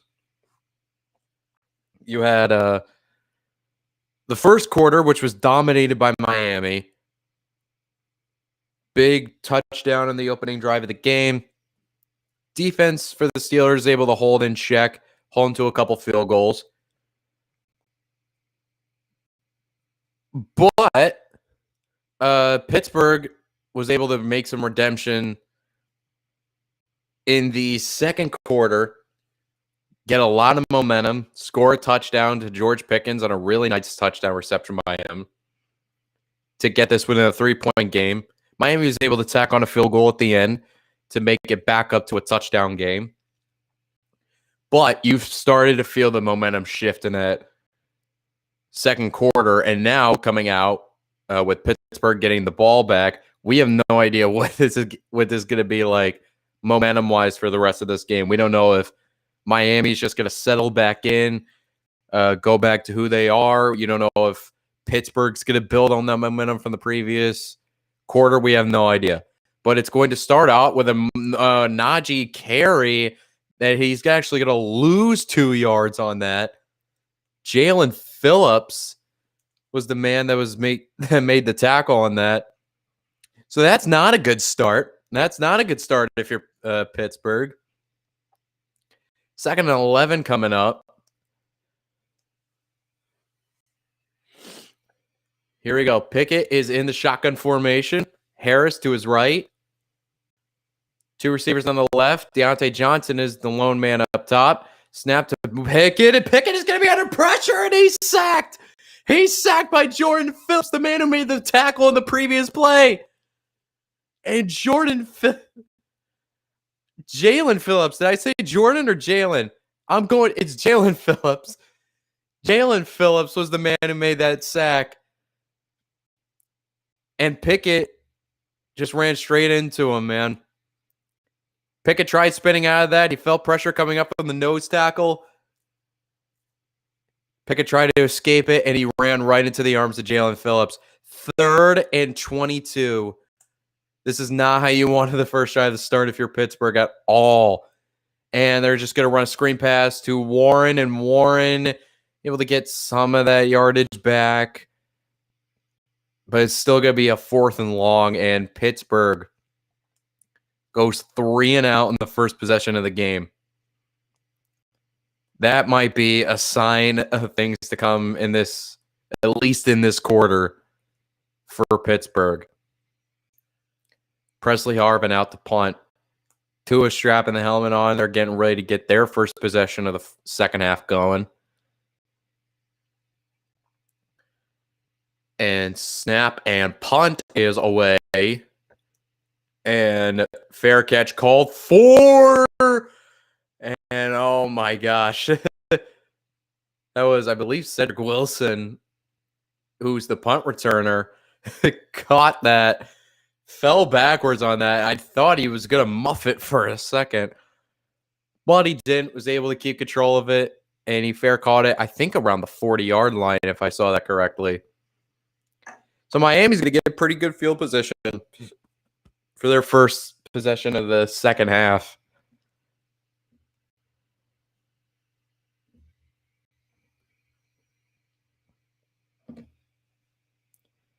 And this is a much better Dolphins than I could have even imagined. Seems all the AFC East is roaring back into their strength. Yeah, man. The AFC East all of a sudden. I'll say this. As of right now, the AFC East, because New England still plays tomorrow night against Chicago. Not New England. The AFC East as of right now is turning into what everybody thought the AFC West was going to be coming into the year, where you get all these really good to great football teams that are battling it out, beating the shit out of a lot of people, out of a lot of teams, and basically trying to kill each other in the process. So yeah, it's basically the AFC East has morphed into what people thought the AFC West was going to be coming into the year. It's just that even despite that, you still kind of know Buffalo is still probably going to win the division most likely. But with how the league has gone this year, you never fucking know. You never know, man. So it's going to be fun. It's going to be a lot of fun. See how the rest of the season plays out in that division. And yeah, man. This is why we love the sport. This is why we love this sport. And speaking of AFC's teams, one of them's about to get the football back. Miami. They're going to get the football around the 40-yard line, if I'm not mistaken.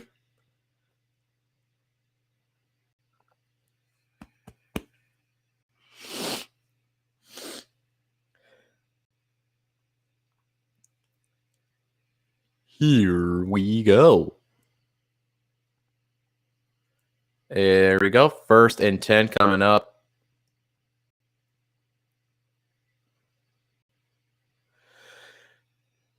All right, it's going to be inside the 30-yard line is where Miami's going to start, and it's going to be a handoff to Mostert, who gets only a yard on that. 2nd and 9 coming up.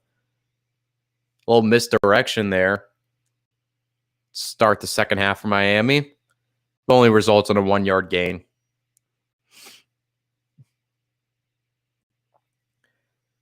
Here we go. 2nd and 9 coming up. And it's going to be shotgun formation. Nope, it's going to be under center. I thought it was going to be.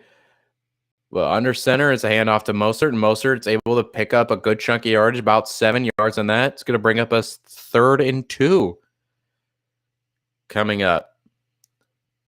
So the Dolphins trying to prevent from getting a 3 and out of their own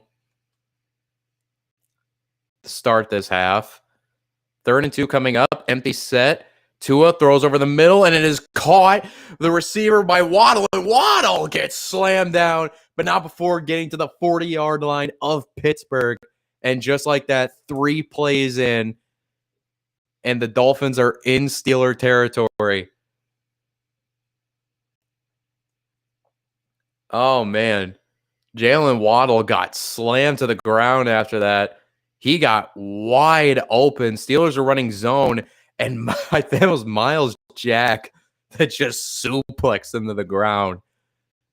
Empty set again for Tua and the Dolphins. Tua looks, throws, and it's caught over the middle by Mostert. Mostert breaks a tackle. Mostert lowers the shoulder, breaks another one. Mostert gets inside the 25-yard line down to about the 21-yard line.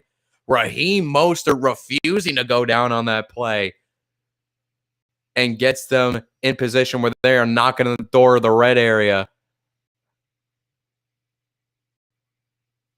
Broke the tackle of the corner, spun out of a tackle by Jack, and got gang tackled around inside the 25-yard line. That was just pure will by Raheem Mostert on that play. It's going to set up another 1st and 10. Shotgun formation this time. This time, Edmonds is the running back that's in the game, and it's going to be a handoff to Edmonds. Edmonds picks up about, I want to say 3, maybe 4 on that play. Going to bring up a 2nd and round 6. So yeah, both these drives so far looking very reminiscent of both the teams' respective first drives of the game, where Pittsburgh went 3 and out their first drive of the game, went 3 and out first drive of the possession. And now Miami is driving the ball down the field, Play action fake. Tua looks, goes through his progressions, completes it to Mike Gesicki, and Gesicki is going to be tackled by Miles Jack, a couple yards shy of the first down.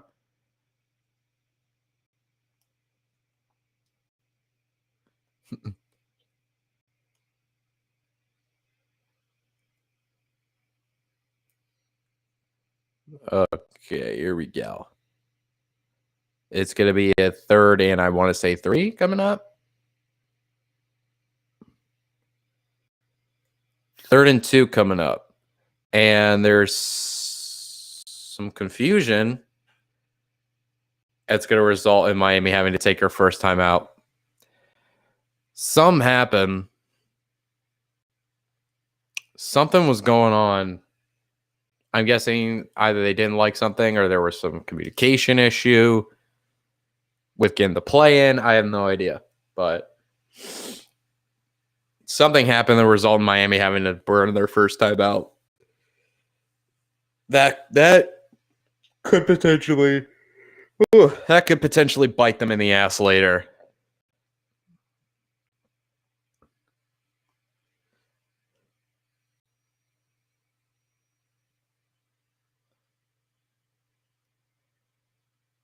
All right. Something, I guess, was figured out. We'll see. Here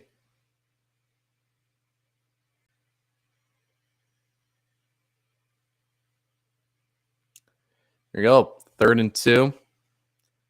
Hill is the motion man. Shotgun formation. It's a handoff to Chase Edmonds, and Edmonds gets stuffed at the line by Cameron Hayward. He went nowhere on that. The big vet, Cam Hayward, made the stop, and they are going for it. Yep, it looks like it's 4th and short. It looks like they're going to go for it.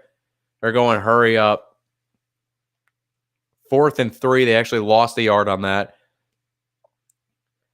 Shotgun formation again. 4th and 3. It's going to be a handoff to Edmonds, and Edmonds gets stopped. He gets stopped. He didn't go anywhere. He didn't even get to the line of scrimmage. It's a turnover on downs for Miami. So they went for the risk. They tried going for it, and it backfired. And the Pittsburgh Steelers, that was Larry Ogunjobi that blew that play up. Oh my gosh. And the Steelers make a stand and turn them away. And now the Dolphins, it looked like they were going to get at least 3 out of that drive, are walking away with nothing. And that's where I know it's sort of been the theme around the league of 4th and short situations, you go for it. But that's one of those things where it's like it's a bit of a pain where it kind of you're opening yourself up for a situation like that to backfire, and that could potentially come back and bite you in the ass later on.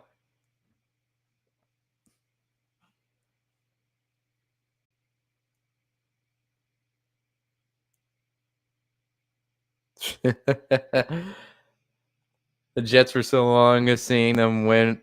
The Jets were the Jets for so long, so seeing them win is great. I just wish it wasn't against Karasi and the Broncos, my dad's favorite team. Yeah. I mean, I will say I don't feel that bad about them beating the Broncos and the Packers for the sole reason because the Packers and the Broncos are both teams that kind of deserve it at this point, because both those teams are not just bad, but they're in situations where it could have been avoidable, them both being bad. But as far as the New York Jets go, like everyone's talking about the New York Giants and them being 6-1 now after beating Jacksonville today. And, you know, everyone's talking about the Giants. No one, I feel like, is talking about the New York Jets, who look like a legitimately good football team at the moment.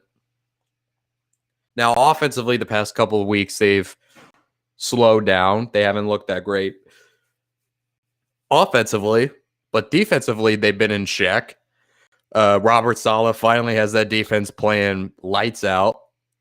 And, but yeah, we're going to see what they're like against an actually well-coached football team next week when they play New England. I think, is it going to be in New England next week? So we will see then But yeah, New York Jets, they're 5-2. Jets fans celebrate it because your team has earned this 5-2 record. Whereas the New York Giants, the team that everyone's talking about, hasn't really entirely earned their 6-1 record.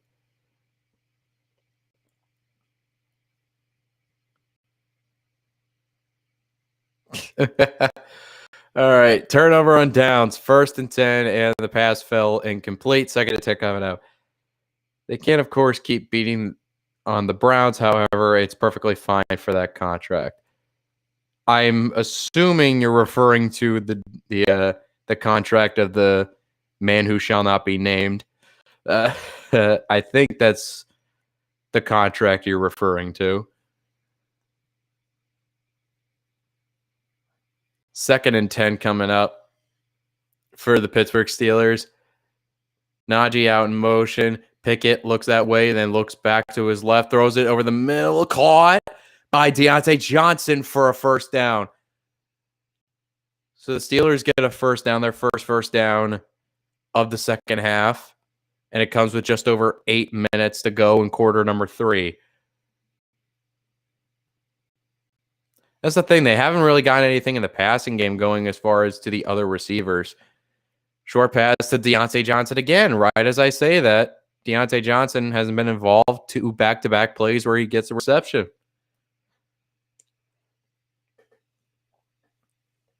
But, hey, the Steelers are going back to it. Telling Pickett, don't try and do anything. Don't try and force anything that isn't there. Just stay calm, relax. We're in the game. It's only a one-score game. We're in a situation. Yeah, I was thinking even getting a jersey this year till then. Now I'm quite happy to watch them lose, especially after some of the stuff Haslam said about it. Yeah. Yeah. I was watching the Browns-Ravens game today, and I saw a dude in the stands with his jersey on, and I was like, you are one brave soul. That man was one brave man. It's not just the fact that he bought the jersey. It was that he wore the jersey, A, in public, and B, to an opposing team's game. So, you know what? I respect that man just for his courage alone. Because that is a man that screams, I do not give a fuck what people think about me.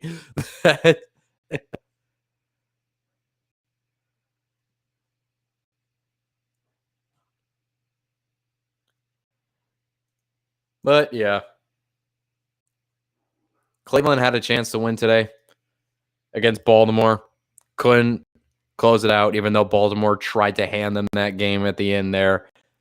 But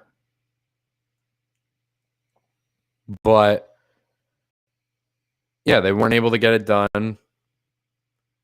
Jacoby Brissett has sort of reverted back to what we all expected him as, or what we knew he was, which was a backup quarterback.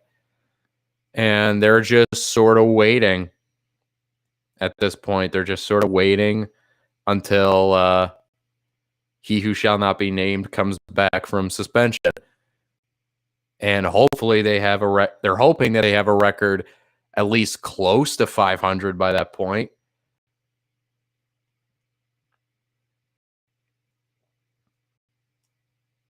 But we're not talking about them right now. We're talking about their division rival in the Pittsburgh Steelers, who are starting to move the football a little bit. We're in commercial break at the moment. But as I say that, we are now out of commercial break. We're waiting to see what they do for the rest of the drive here.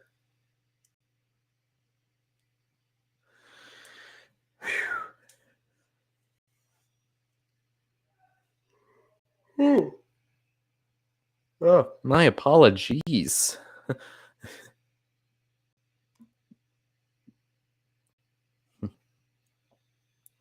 Here we go. 2nd and 4 coming up. Shotgun formation. Najee is the running back in the game. Snap to Pickett. Pickett looks, throws it to Najee, and he tries to get something, but gets stood up by 2 Dolphin defenders. Got maybe a yard after getting pushed out of bounds. Third and about 3 coming up. Yep, 3rd and 3 as we approach 7 minutes to go in the third quarter. 3rd and 3. Snap to Pickett. Pickett looking under pressure, throws it to Najee. Najee tackle around the ankles, tries to extend, but he wasn't able to get it. He's trying to make an argument, but he's going to be about a yard short. Tomlin is keeping guys on the bench, and nope, he's sending the punt unit out. He was holding guys back on the sideline as if he might have was going to keep the offense out there, but ultimately decided against it.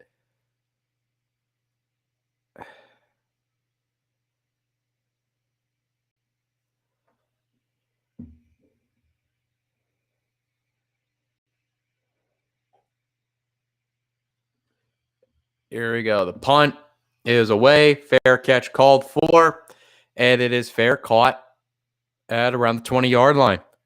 And that is where the Miami Dolphins are going to get the football with 6:18 to go in quarter number 3. This whole time, I just realized I didn't update the quarter graphic. I'm just now realizing this. I am an idiot. Say it with me. I am an idiot.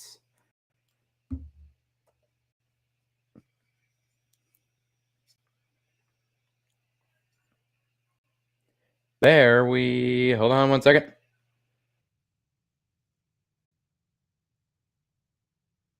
There we go. There we are.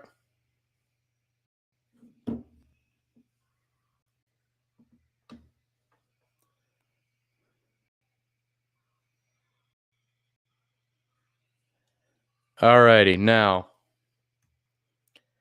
this has been an interesting quarter because Pittsburgh, they were getting something going and then were eventually stopped in their tracks.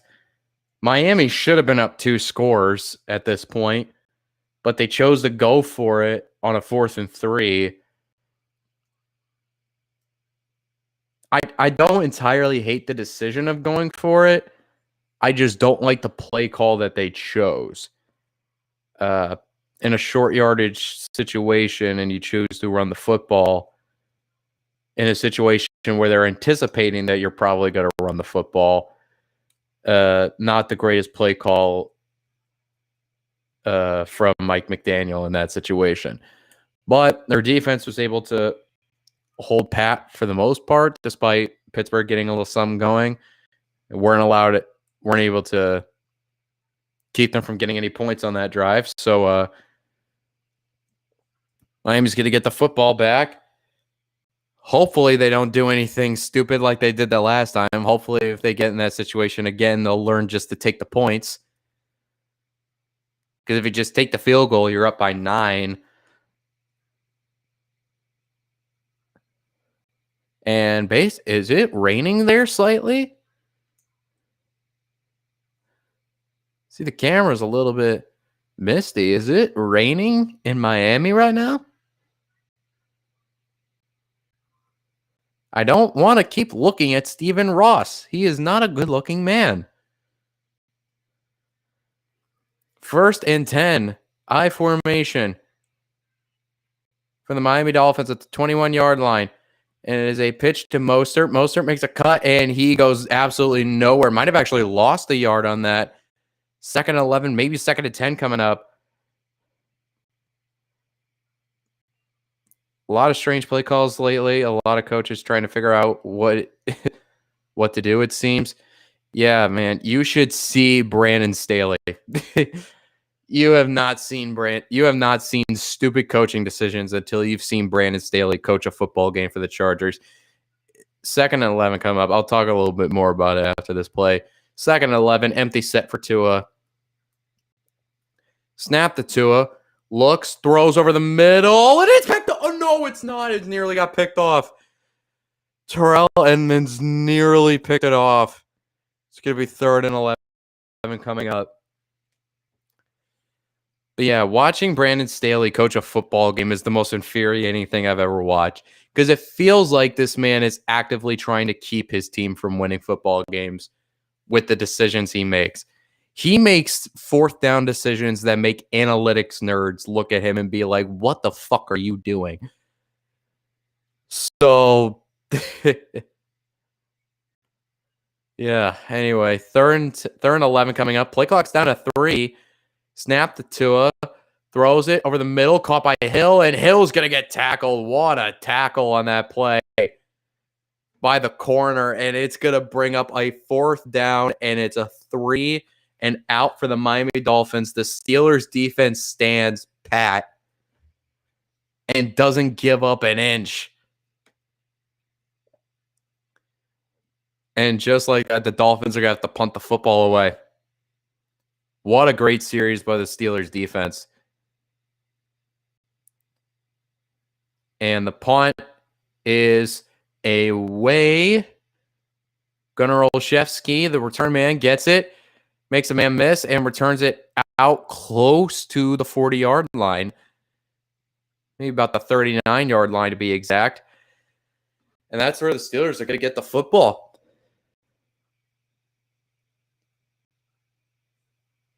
Small bit of rain in the area. It looked it. But you can't really notice it on the field. It doesn't look like it's impacting the game that much. Actually, it's not impacting the game at all. But here we go. Maybe it is. Maybe it's making an impact on a Kenny Smallhands. We don't know. 1st and 10 coming up for the Steelers. Pickett is under center. Najee Harris is the running back. Claypool was the motion receiver. Handoff to Najee, and Najee once again gets stopped. Is able to dive forward for about a yard or 2, but is able to get, just a couple of yards on that. It's going to bring up 2nd and maybe about 2nd and 9. Actually, 2nd and 8, excuse me. Here we go. Steelers, they have to get some kind of points out of this. They have to get something out of this. With this field position, with their defense, what they've done so far up to this point, they have to get something. And it's a play action to Najee. Short pass to Pat Freiermuth, and Freiermuth, flag on the play. He was able to get a few yards on that, but we'll see what the flag is. Probably going to be a hold. No, it's going to be an illegal man downfield. Oh, my gosh. That's going to back him up 5 yards. James Daniels, the tackle, he was downfield illegally, and that's going to push him back 5 yards. Oh, shit, bro. 2nd and 13. So you went from a 3rd and medium situation to now a 2nd and long. Play clock down to 3, and it's a fake to Claypool in the end around. It's a throw short to Deontay Johnson. Another flag flies in. Dolphins are indicating offensive pass interference, and it looks like that's going to be the call. 3:37 left in quarter number 3. They might get they might get Deontay Johnson on pass interference, and they will. The rare offensive pass interference penalty. Let's see what happened here. Oh, yeah. He didn't just extend his arms. He shoved Noah Igbenogany out of the way. That was good. That was an easy call. But now it's going to be a what? It's going to be 2nd and 23. Pickett under pressure, throws it short to Warren. Warren tries to make some guys miss, but isn't going to go much of anywhere. He's able to get past the 30. 3rd down coming up, and there's a Dolphin down. Safety Jones is down. I'm not sure what the injury is. We'll see.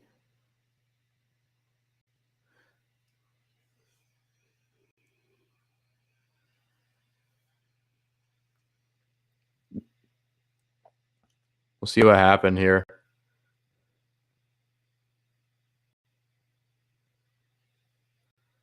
That's my stream buffers. Amazing, man. Amazing.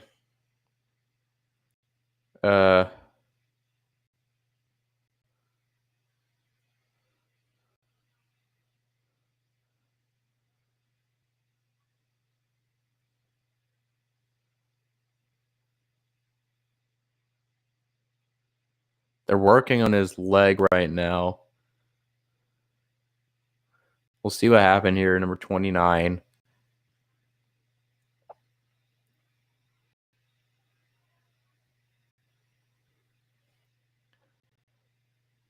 Might have just looks like it was a non-contact. Just planted it weird. Hopefully it's nothing serious.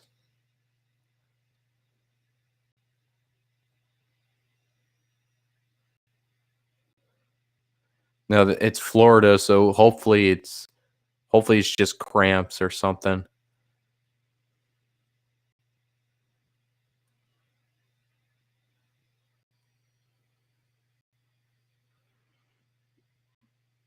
Yeah.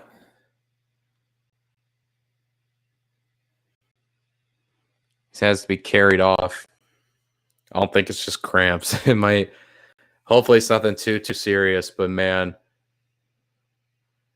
Dolphins are thin at corner right now.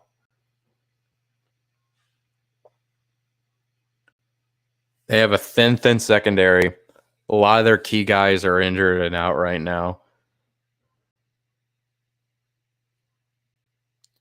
Yeah, you can see him grimacing as he's getting carried off the field.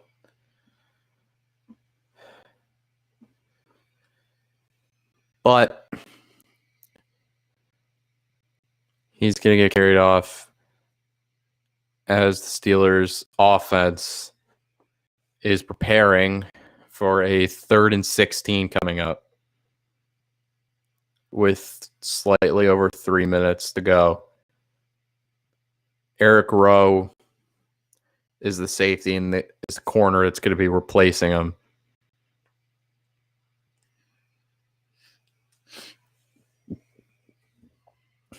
Third and 16 coming up for the Steelers.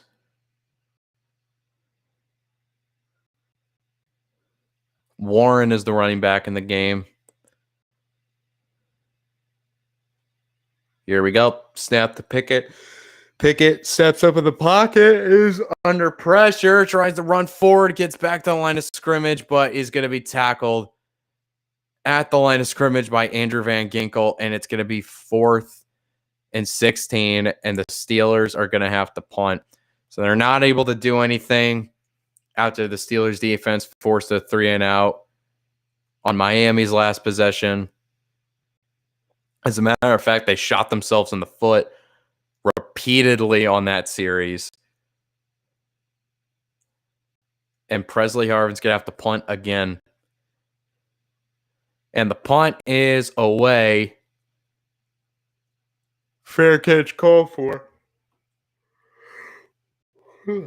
My gosh. Fair catch called for at the 30-yard line. And it's just another situation of the Steelers offensively not being able to capitalize on a golden situation that their defense put up for them.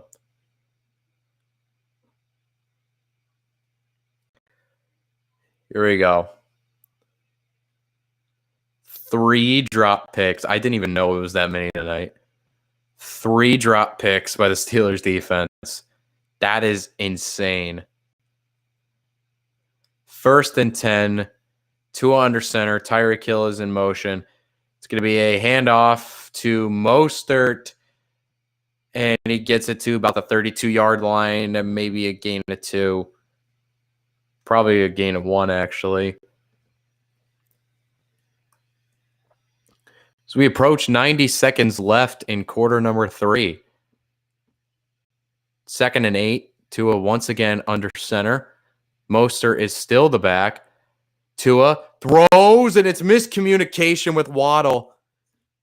And it nearly got picked off again. Tua and Waddle were not on the same page. Tua threw that ball like he was expecting Jalen to go out, and Jalen just kept running. Clear miscommunication between the two, and it nearly ended in a disaster. 3rd and 8 coming up. Can the Steelers force a second consecutive 3-and-out? Snap to Tua. Tua drops back. Tua under pressure. Tua escapes it. He's going to run. He's going to try and get the first down. Lowers his shoulder. Oh, my God. Okay, he's fine, but he's short. He got hit by Norwood. There it is again. Tua fucking... God damn, Tua. Just slide. Learn how to slide. Oh, God. He put his head down, and Norwood came up and hit him. He's short of the first down, but after everything that Tua's been through this year, I don't really like him fucking lowering his shoulder into guys, man. I don't fucking like seeing him do that. But it's a second consecutive 3-and-out. Dolphins are going to punt again. Olszewski calls for a fair catch at around the 16 or 17-yard line. Steelers are going to get the football. 37 seconds left in the third quarter. Man, bro. Man.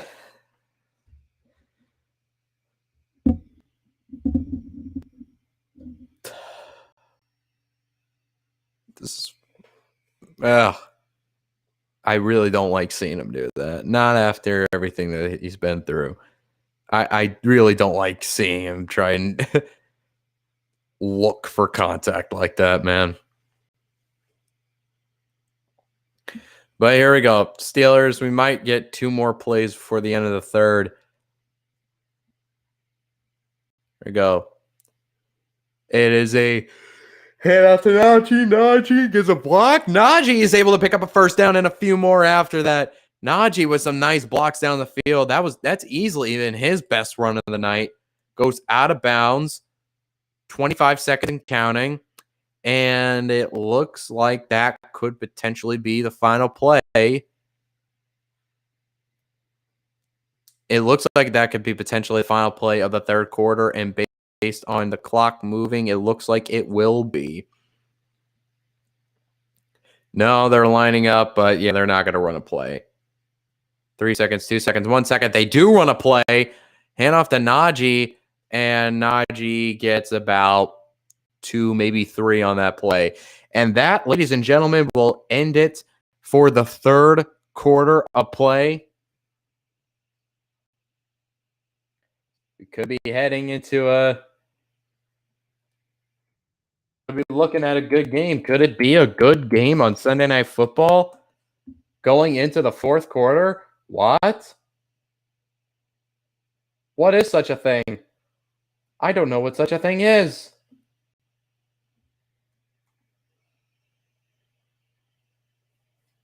Oh my gosh. I cannot believe it.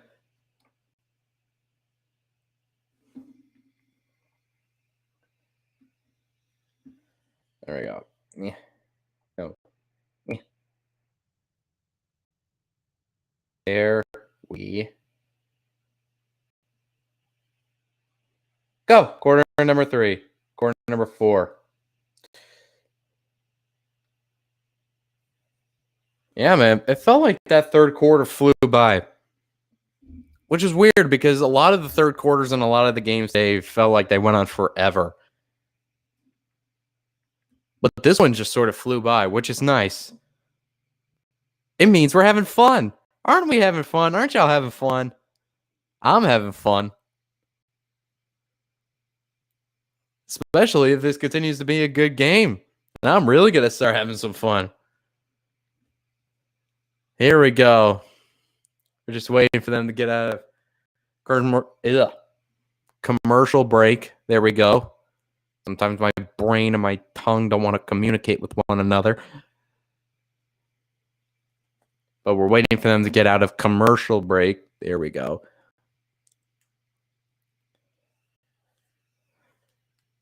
And yes, man. What do we have? So I guess while we're waiting, I'll talk a little bit about what we could be expecting tomorrow night on Monday Night Football. Now, I don't want to say it's a gimme game for New England, especially after today with Tampa and especially after today with Tampa and Carolina. But it should be a fairly easy game for New England to win. Mac Jones will be making his return tomorrow. He will be starting tomorrow, not Bailey Zappi.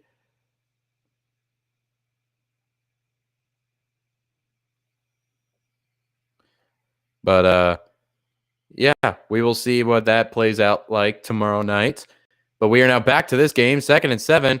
Play action. Pickett rolls, throws it short to Connor Hayward, the brother of Cameron Hayward. And he gets it to about a 3rd and 2 situation coming up. Zappy going to zap the Bears. Zappy is not going to zap tomorrow night because Zappy's not playing tomorrow night. Looks like it's going to be... So, yeah, 3rd and 1 coming up. And they stopped them. They stopped Najee at the line of scrimmage. 4th and 1 coming up. Pittsburgh, are they going to go for it? Or they send the punt unit out? They are sending the punt unit out.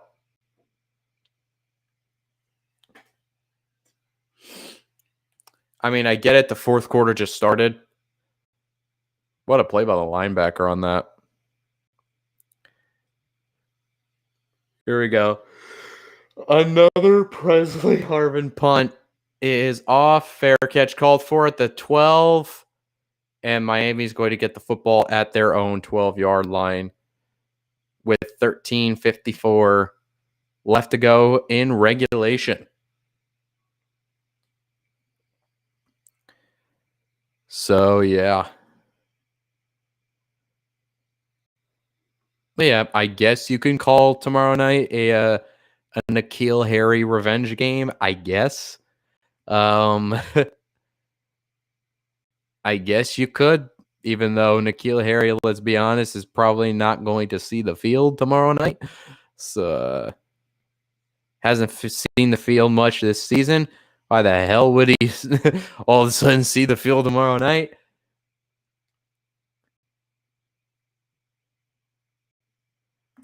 Still say punters need some hazard punts at times. Hazard pays at times. Yeah, man. Presley Harvin, I'm saying Presley Harvin's deserving.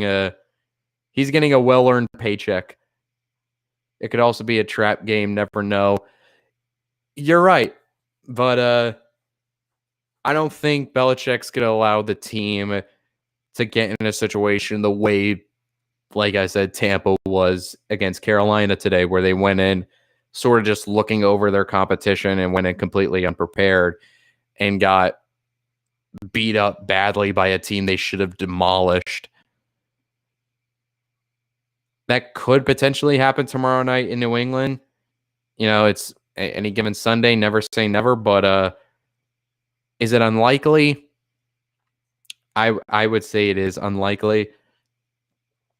But you never know. Mac hasn't played since week 3. And last time he played, he had, 5 interceptions on the year? But yeah, I feel like in recent years, Belichick defenses have kind of struggled a little bit against these super athletic mobile quarterbacks. So, and this is the first time they're playing against Justin Fields, so I'm not entirely sure how it's going to go. But then again, Justin Fields has not played well at all this year. He only has I think it was like 63 completions for the first 6 games of the season. The only guy ahead of him, there's one guy ahead of him with 64 completions, and that's Mac Jones. But the difference is Mac Jones has only played 3 games. Justin Fields has played all 6. So, yeah, that's why I'm saying it should be fairly not easy. 1st and 10, and it's complete over the middle to Tyreek Hill. And Tyreek Hill able to get out of bounds. Huge first down on that play. But yeah, man, like you said, the evil empire grinds onward. So we'll still wait and see. Because like I said, you never entirely know. Anything is possible. Anything definitely can happen. But we will see. 1st and 10, pitch to Chase Edmonds. Edmonds picks up about a couple on that play.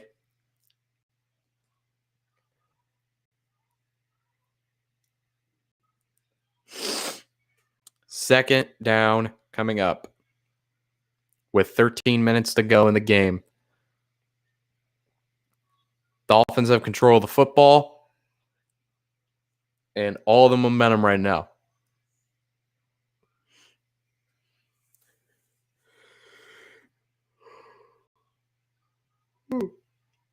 Oh, my apologies. 2nd and 8 coming up. Tua under center. Play action. Tua under pressure. Tua throws it short to Edmonds, but it falls incomplete. It hit Edmonds in the hands, but he wasn't able to corral it. Falls incomplete.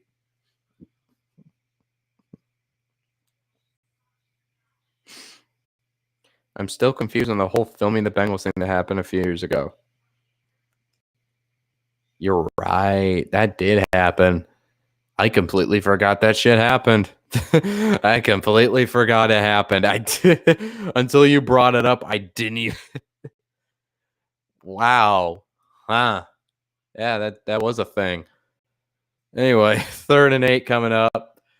Tua throws it short to Gesicki. Gesicki breaks a tackle, but he gets tackled still few yards shy of a first down.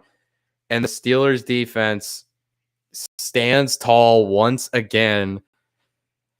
And now they're gonna get the ball back on offense, and the Steelers offensively need to do something with it. They can't. Presley Harvin, you've done great tonight, but you're not going to be seeing the field anymore because I can imagine every point from this every possession from this on this,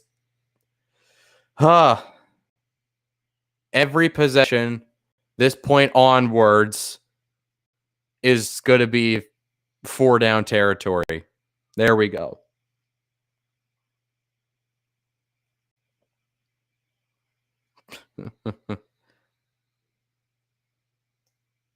Yeah. I completely forgot that whole shit happened until you brought it up.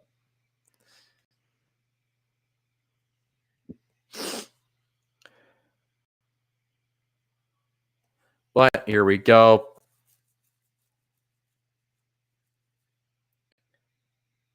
The Steelers are now back on offense. They got to do something with this. They have to. 1st and 10. Under 12 minutes to go in the game. Hand off to Najee. Najee breaks the tackle. Najee able to surge forward for about a gain of 2. Maybe he got forward momentum and got 3. But it looks like it's probably just going to be a 2nd and 8 coming up.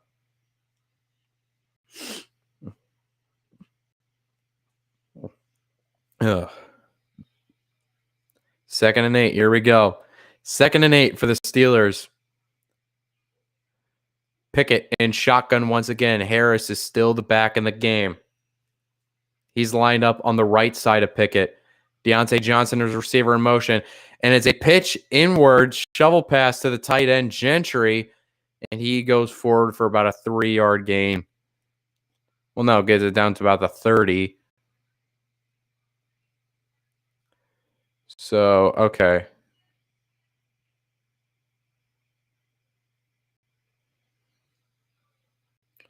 Third and 4 coming up.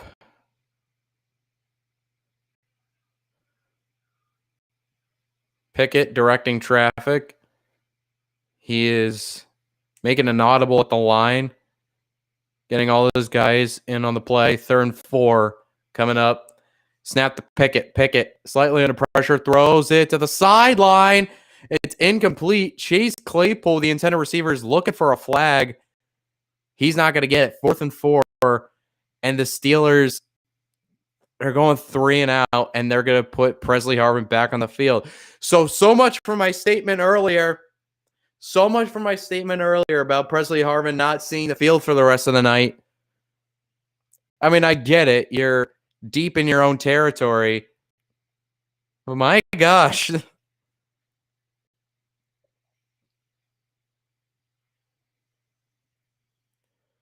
Here we go. 4th and 4. Punt is away, and it is caught by Wilson. Doesn't call for a fair catch. Tries to make a couple moves, but his tackle around the 14-yard line. And Harvin is fired the fuck up. And the Dolphins are going to get the football inside their own 15. Just over 10 minutes left in the ball game. Oh, man. Can either of these offenses do anything in this quarter?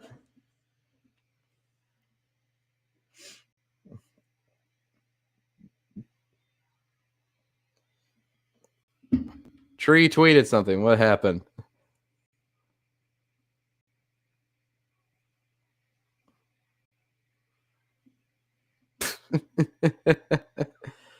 Oh, man. This is unreal, man. This is absolutely...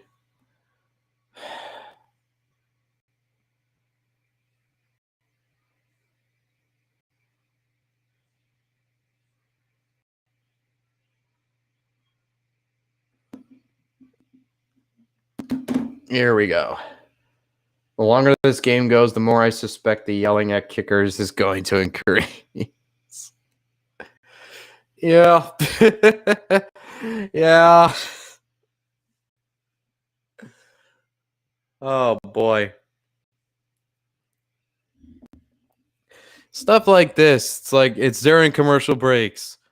I'm just like, shit. There's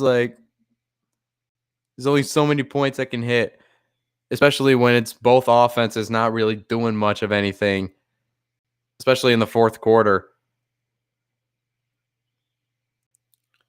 The closest we had was Miami getting down in the red zone and then going for it on 4th down and getting turned away. Other than that, both offenses have been held in check throughout this entire second half.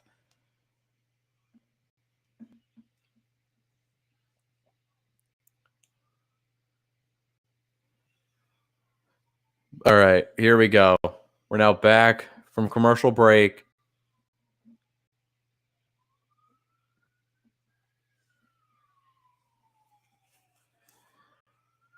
We will now see how the Dolphins offense plays this. I can imagine with just slightly over 10 minutes left that they're just going to kill as much clock as possible. They're just going to try and play this conservative and just try and kill as much clock as possible. Tua is starting out in empty. Snap to Tua. Tua throws over in the middle to Tyreek Hill. He catches it at the sticks. Tackle by Minka around the 25-yard line as we now approach the 10-minute mark of the 4th and final quarter of the game. 2nd and inches. He actually didn't get the first down on that. His tackle just short. I formation, handoff to Mostert. Mostert finds a hole. Mostert, he gets tackled around the 35-yard line. He was one broken tackle away and one move from potentially being gone. He found a hole and exploited it. Teron Armstead and Alec Ingold with 2 great blocks to open up that hole.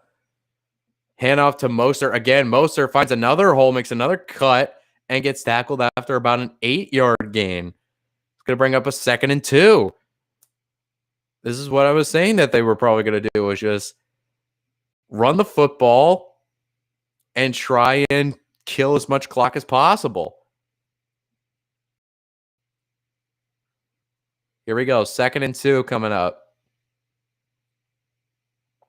I formation, handoff to Mostert again. Mostert doesn't go anywhere. He actually gets tackled for a loss. About a yard loss on that play. The Steelers defense was able to hold up there.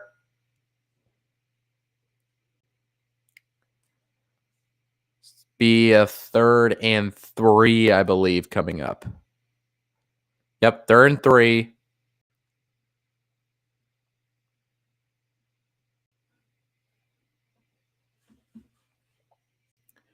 Here we go. 3rd and 3 for the Miami Dolphins. If the Steelers defense can get a stop here once again,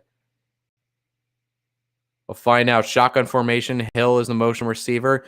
Tua drops back to pass. He uncorks one deep for Tyreek Hill, and it's another near interception by Terrell Edmonds. But it gets knocked away, incomplete. 4th and 3 coming up, and the Dolphins are going to punt again.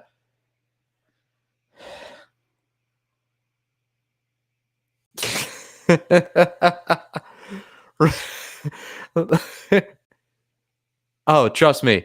Like I said, on Wednesday in the podcast, I will be getting into that a lot because let me tell you, man, there's a lot from that game to talk about. But we will get to that when we get to that, because right now it's a 4th and 3 punt away to Gunnar Olszewski, who once again calls for a fair catch at about the 18-yard line. And oh my gosh, speaking of those damn Packers, we get to see them. Now, like I said earlier, they just got done the quote-unquote easy part of their schedule, the first half of the season, and we saw how much they struggled there. Well, next week, on Sunday Night Football, they're heading to Western New York.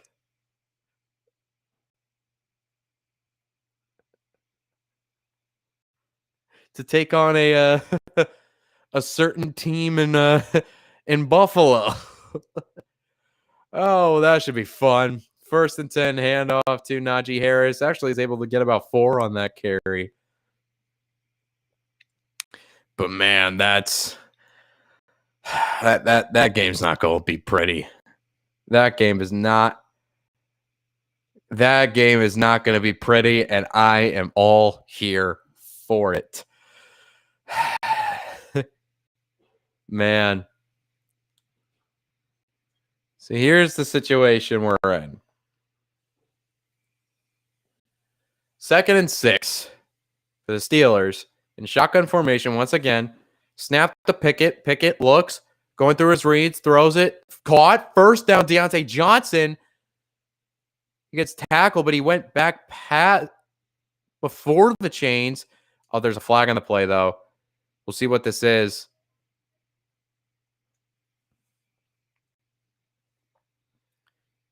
We are going to see what this is. 2nd and 7 and 9. 7 minutes and 9 seconds. It's a penalty on the defense.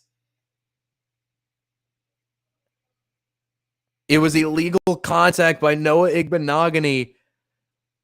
And it's going to be an automatic 1st down for Pittsburgh. Oh gosh, let's see here.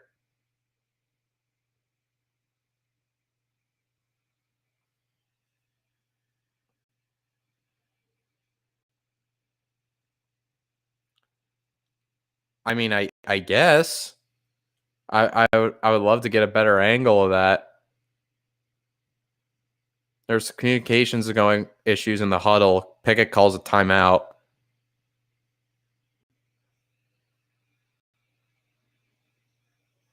Yes, a certain team that has a incredibly odd obsession with fire and tables. Yes, that team. And as a matter of fact, while I'm on the subject, hold on. We'll try to run through this real quick. The Green Bay Packers offense, like I said, I put out a clip from last week's podcast. If you haven't watched it already, in that video, I'm down their remaining schedule for the year, and it's a rough schedule from this point on. I'll read that out once again if you haven't seen it already after this play. 1st and 10. Play action. Pickett throws. Caught. First down by Freiermuth. And that moves the chains. Steelers, they need to get some going. 6.5 minutes left to go in the game. But here we go. 1st and 10 for the Steelers at the 40-yard line. Shotgun formation once again. Snap to Pickett. Pickett drops back. Looking, throws short to Harris, and he drops it. Najee Harris dropped the football.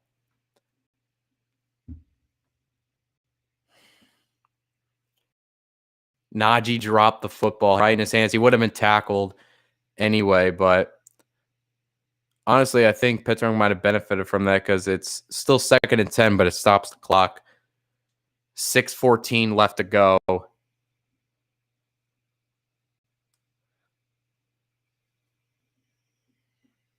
Here we go. 2nd and 10 coming up.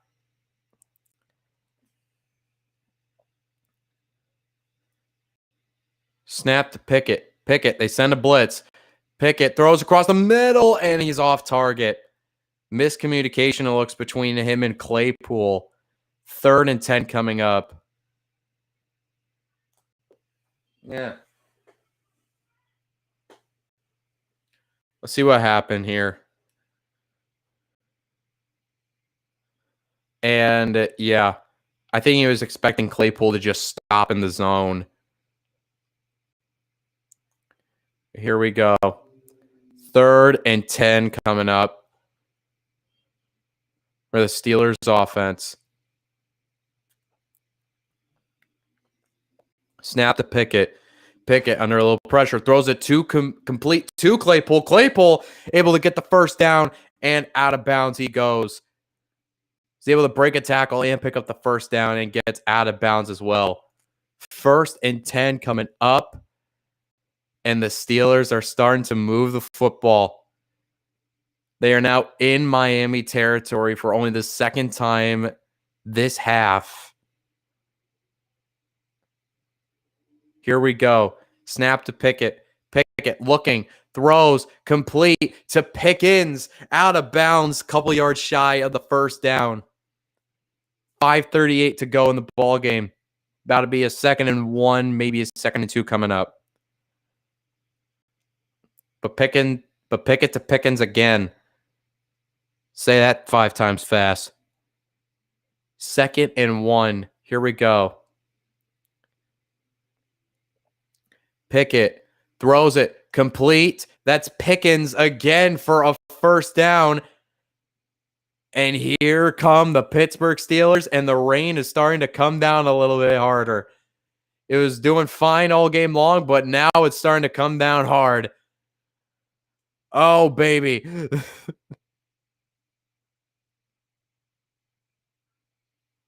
Here we go. Snap to Pickett. Clean pocket. Throws down the middle, and it is nearly caught by Freiermuth. Pat Freiermuth almost caught it. It was in his hands, but he dropped it. Let's look at the replay on this. The linebacker was able to get a hand on it. He tipped it, and that might have altered it. It might have freaked out Freiermuth a little bit, but it still hit him right in the hands. But here we go. 2nd and 10. 4:46 to go in the game. Play clock down to 5.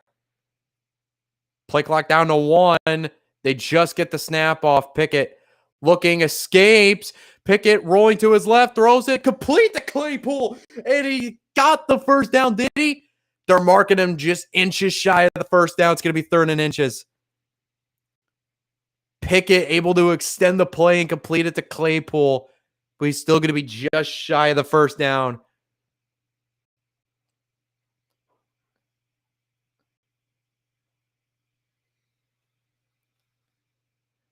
Here we go. Oh, and yep, there we are.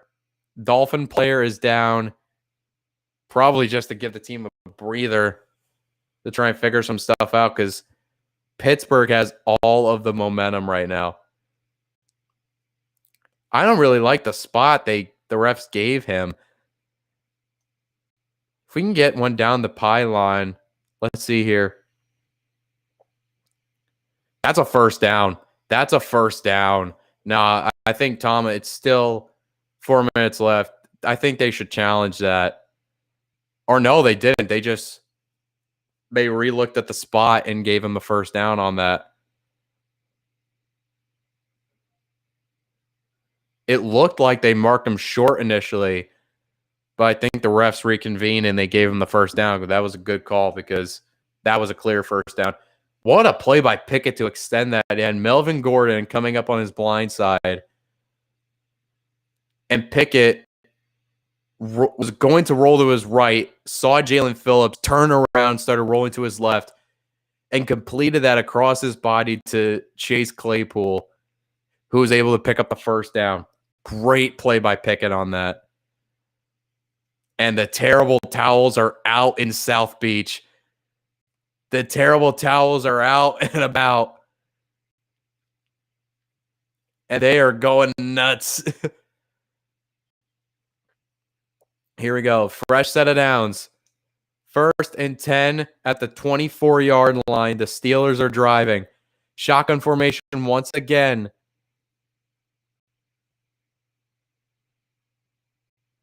Claypool is the motion receiver. Hand off to Najee. Najee gets some blocks. Najee is able to get to the corner. Najee picks up about a 7-yard gain. And he gets knocked out of bounds. That stops the clock at 3:57. 2nd and 3 coming up. Oh, baby. Oh, baby. Here we go. 2nd and 3. Picking under center. Hits it off to Harris. And Harris, he gets stopped. No, he's able to surge forward and pick up another 2 yards. What an effort by Najee Harris to get what would have been a 0-yard gain. Was able to pick up 2 out of that. It's going to be 3rd and 1. Here we go. 3rd and 1. This is going to be the 12th play of this drive for the Pittsburgh Steelers. 3.5 minutes to go in regulation. Here we go. And it's going to be a QB sneak for Pickett, and there's a flag on the play. We're going to see what this flag is. You got both sides pointing at each other.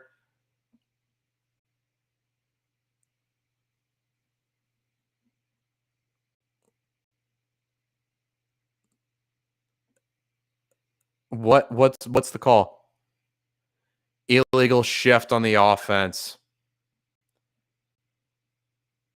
It's a 5-yard penalty. It's, oh my gosh. So a 3rd and 1. A 3rd and 1 is now going to be a 3rd and 6.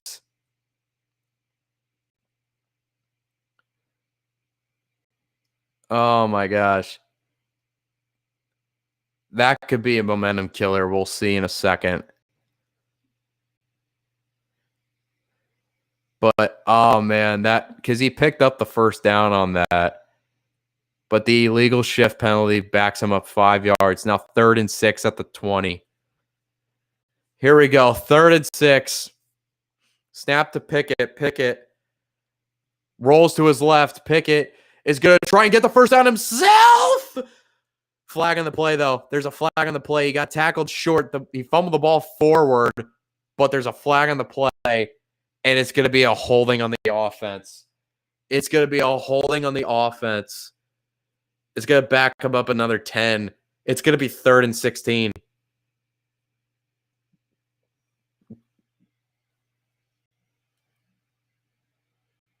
It's going to be a 3rd and 16. A 3rd and 1 has turned into a 3rd and 16 after 2 back-breaking penalties. And Dan Moore, the tackle, holding Melvin Ingram. Oh my gosh. Third and 16 coming up after they were just set up golden. Now, okay.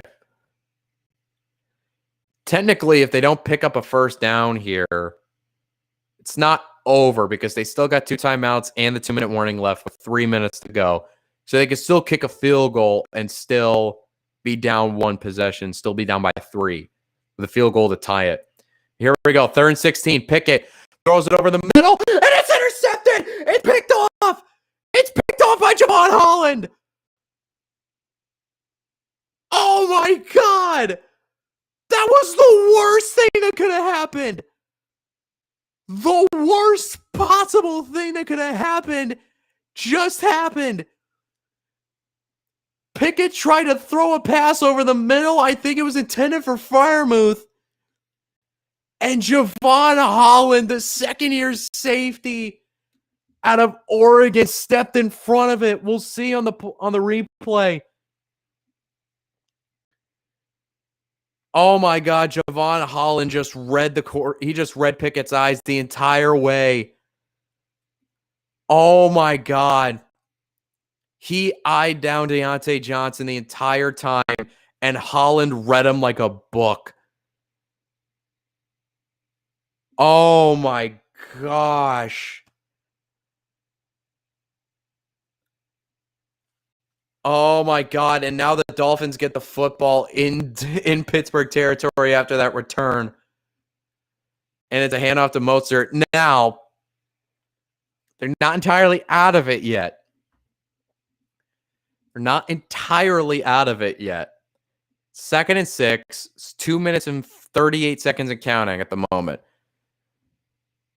The Steelers, they just used their second timeout. They got 1 timeout remaining plus the 2-minute warning, so they're not out of it yet. But, oh my gosh, that was a killer. Those last 3 plays were the worst possible thing that could have happened to the Steelers. 3rd and 1 turned into a 3rd and 6 because of an illegal shift. A 3rd and 6 turned into a 3rd and 16 because of a holding penalty. And then the 3rd and 16 play, Pickett throws an interception.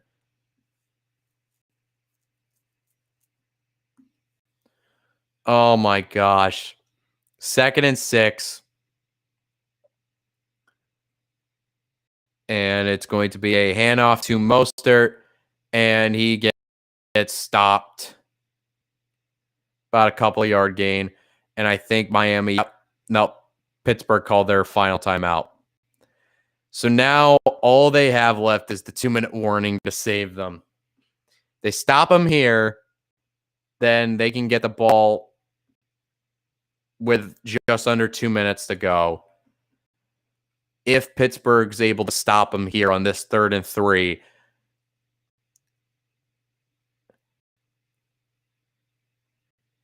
Oh my gosh, that interception just was killer, bro.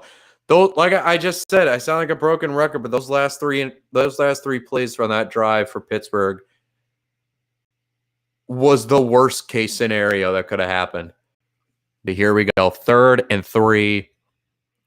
Tua under center again. Probably just going to run the football. No, it's a play action boot. Tua throws across the middle, and it's nearly picked off. It's nearly picked off. It's nearly picked off. Oh my God, what a bad decision by Tua that could have, and the guy who nearly intercepted Wallace, the man who nearly picked it off,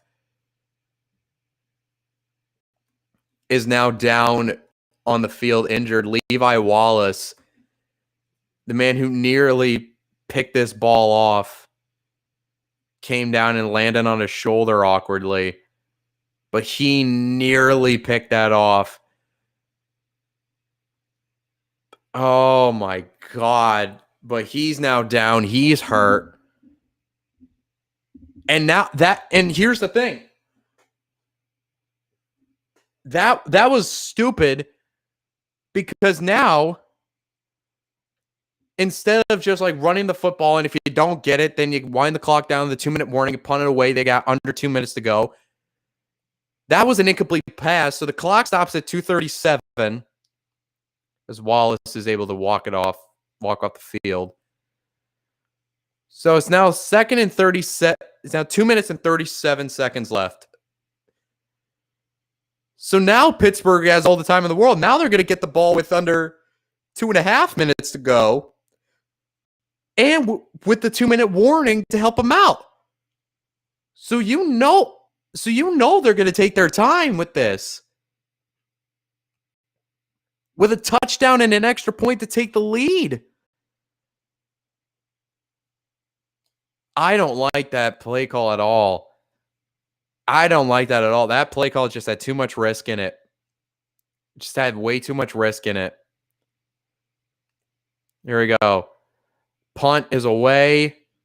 Olszewski calls for a fair catch at the 13-yard line. And that's where the Steelers are going to get the football. So the Steelers defense bails out Kenny Pickett after throwing the Javon Holland interception. And here we go. Kenny Pickett, man who I didn't think was going to play this game because of the injury he sustained last week against the Bucs.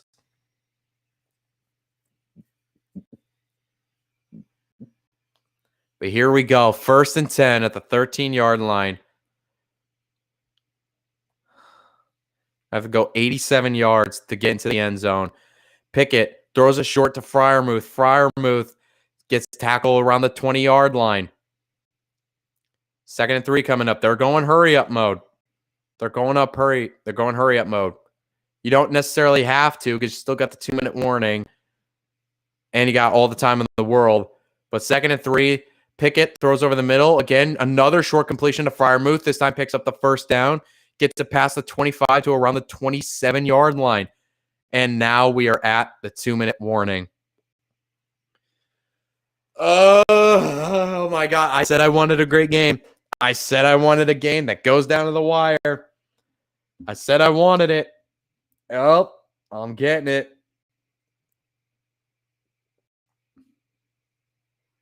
Oh my gosh, bro.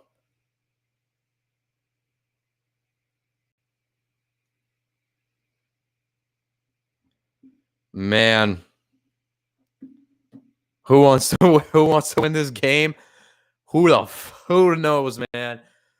Oh my gosh. I said I wanted a great game. Well, guess what? I'm getting it. I said I wanted a game that goes down the wire. Well, guess what? I'm fucking getting it. Oh man. Now Kenny Pickett, in his 3rd career start now, has a chance to drive the Steelers down the field and get him in position to get a game-winning touchdown, potentially. Does he have it in him? Does the boy from the Panthers, the boy with the small hands from the Panthers, can he do it in the rain? Can he do it? Asking shall receive, assuming your voice holds out. I'm with you. I'm scared that my voice is not going to be able to keep up with this. I'm so scared of that possibility.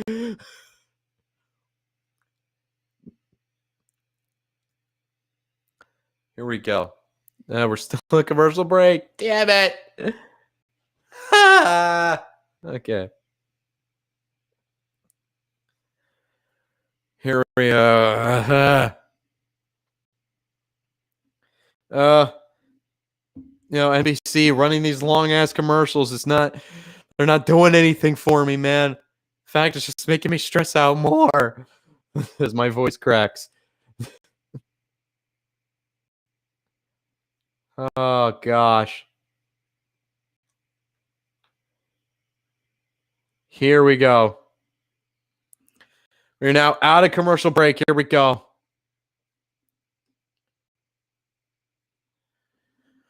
First and 10 for the Steelers. No timeouts.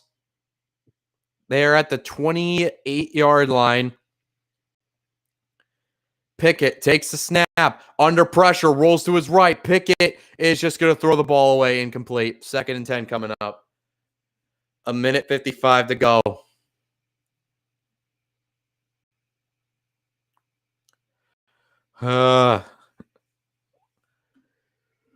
Here we go. Okay. Second and 10 for Pickett and the Steelers. Still at the 28-yard line. Pickett in shotgun formation. Harris is the back. Snap to Pickett. Pickett is under pressure. He's dancing around. Pickett tries to go forward and is actually able to pick up a couple yards.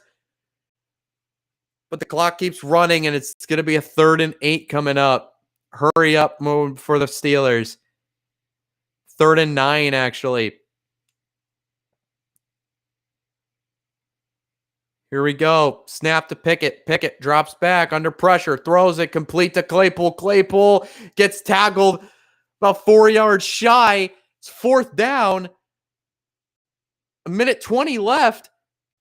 Here we go. 4th and 4. This is the game right here. They got no timeouts. This is the game. Here we go. 4th and 4. Snap to Pickett. Pickett looking, throws over the middle. He completed it. He completed it to Freiermuth in Miami territory. They're hurrying up. He's saying to spike it.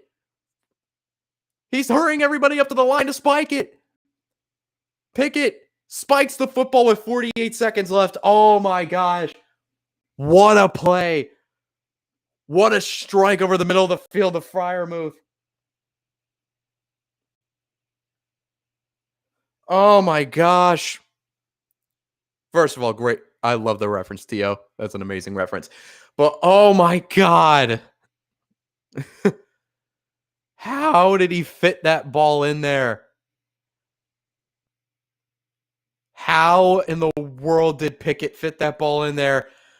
Oh my God. 2nd and 10, 48 seconds left to go in the game. Snap to Pickett. Pickett throws it over the middle to Johnson. Deontay Johnson makes a cut inside, gets the first down, and gets out of bounds. What a move by Deontay Johnson to get the first down and get out of bounds. 1st and 10, 42 seconds left. Clock stopped. Oh, baby. Oh, my gosh. Here we go. Makes a cut inside. Picked up the first down inside the 35-yard line of Miami. 42 seconds left. They're in a position where they can still run a play in the middle of the field and have a lot of time to go up and spike it. Tua's on the sideline, nervous as all hell. I'm nervous as all hell. 1st and 10, Pickett throws over the middle, caught by Freiermuth. He's tackled at the 25-yard line. He's telling everyone to hurry up the line and spike it. 33 seconds left, 32 seconds left. No, they're not going to spike it. He's going to run another play. Pickett in shotgun formation snaps the ball. Pickett looking under pressure, steps up. He's going to try and throw to the end zone, and it's intercepted. No, they're saying it's incomplete. They're saying it's incomplete. They're talking about it. They're talking about it. Noah Benogany picked it off. The ref at the goal line said it was incomplete. Let's look at this.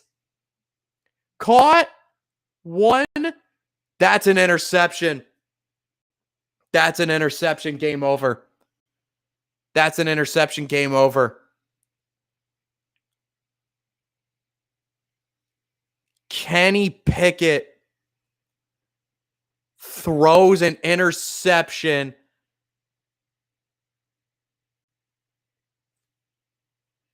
to Noah Igbenogany, and the Dolphins are going to survive. Oh my gosh. Oh my gosh. I cannot believe it. That's the 3rd turnover for the Steelers tonight. We did not have a single point scored There was not a single point scored in the entire second half. And the Dolphins take a knee, and that's your ball game.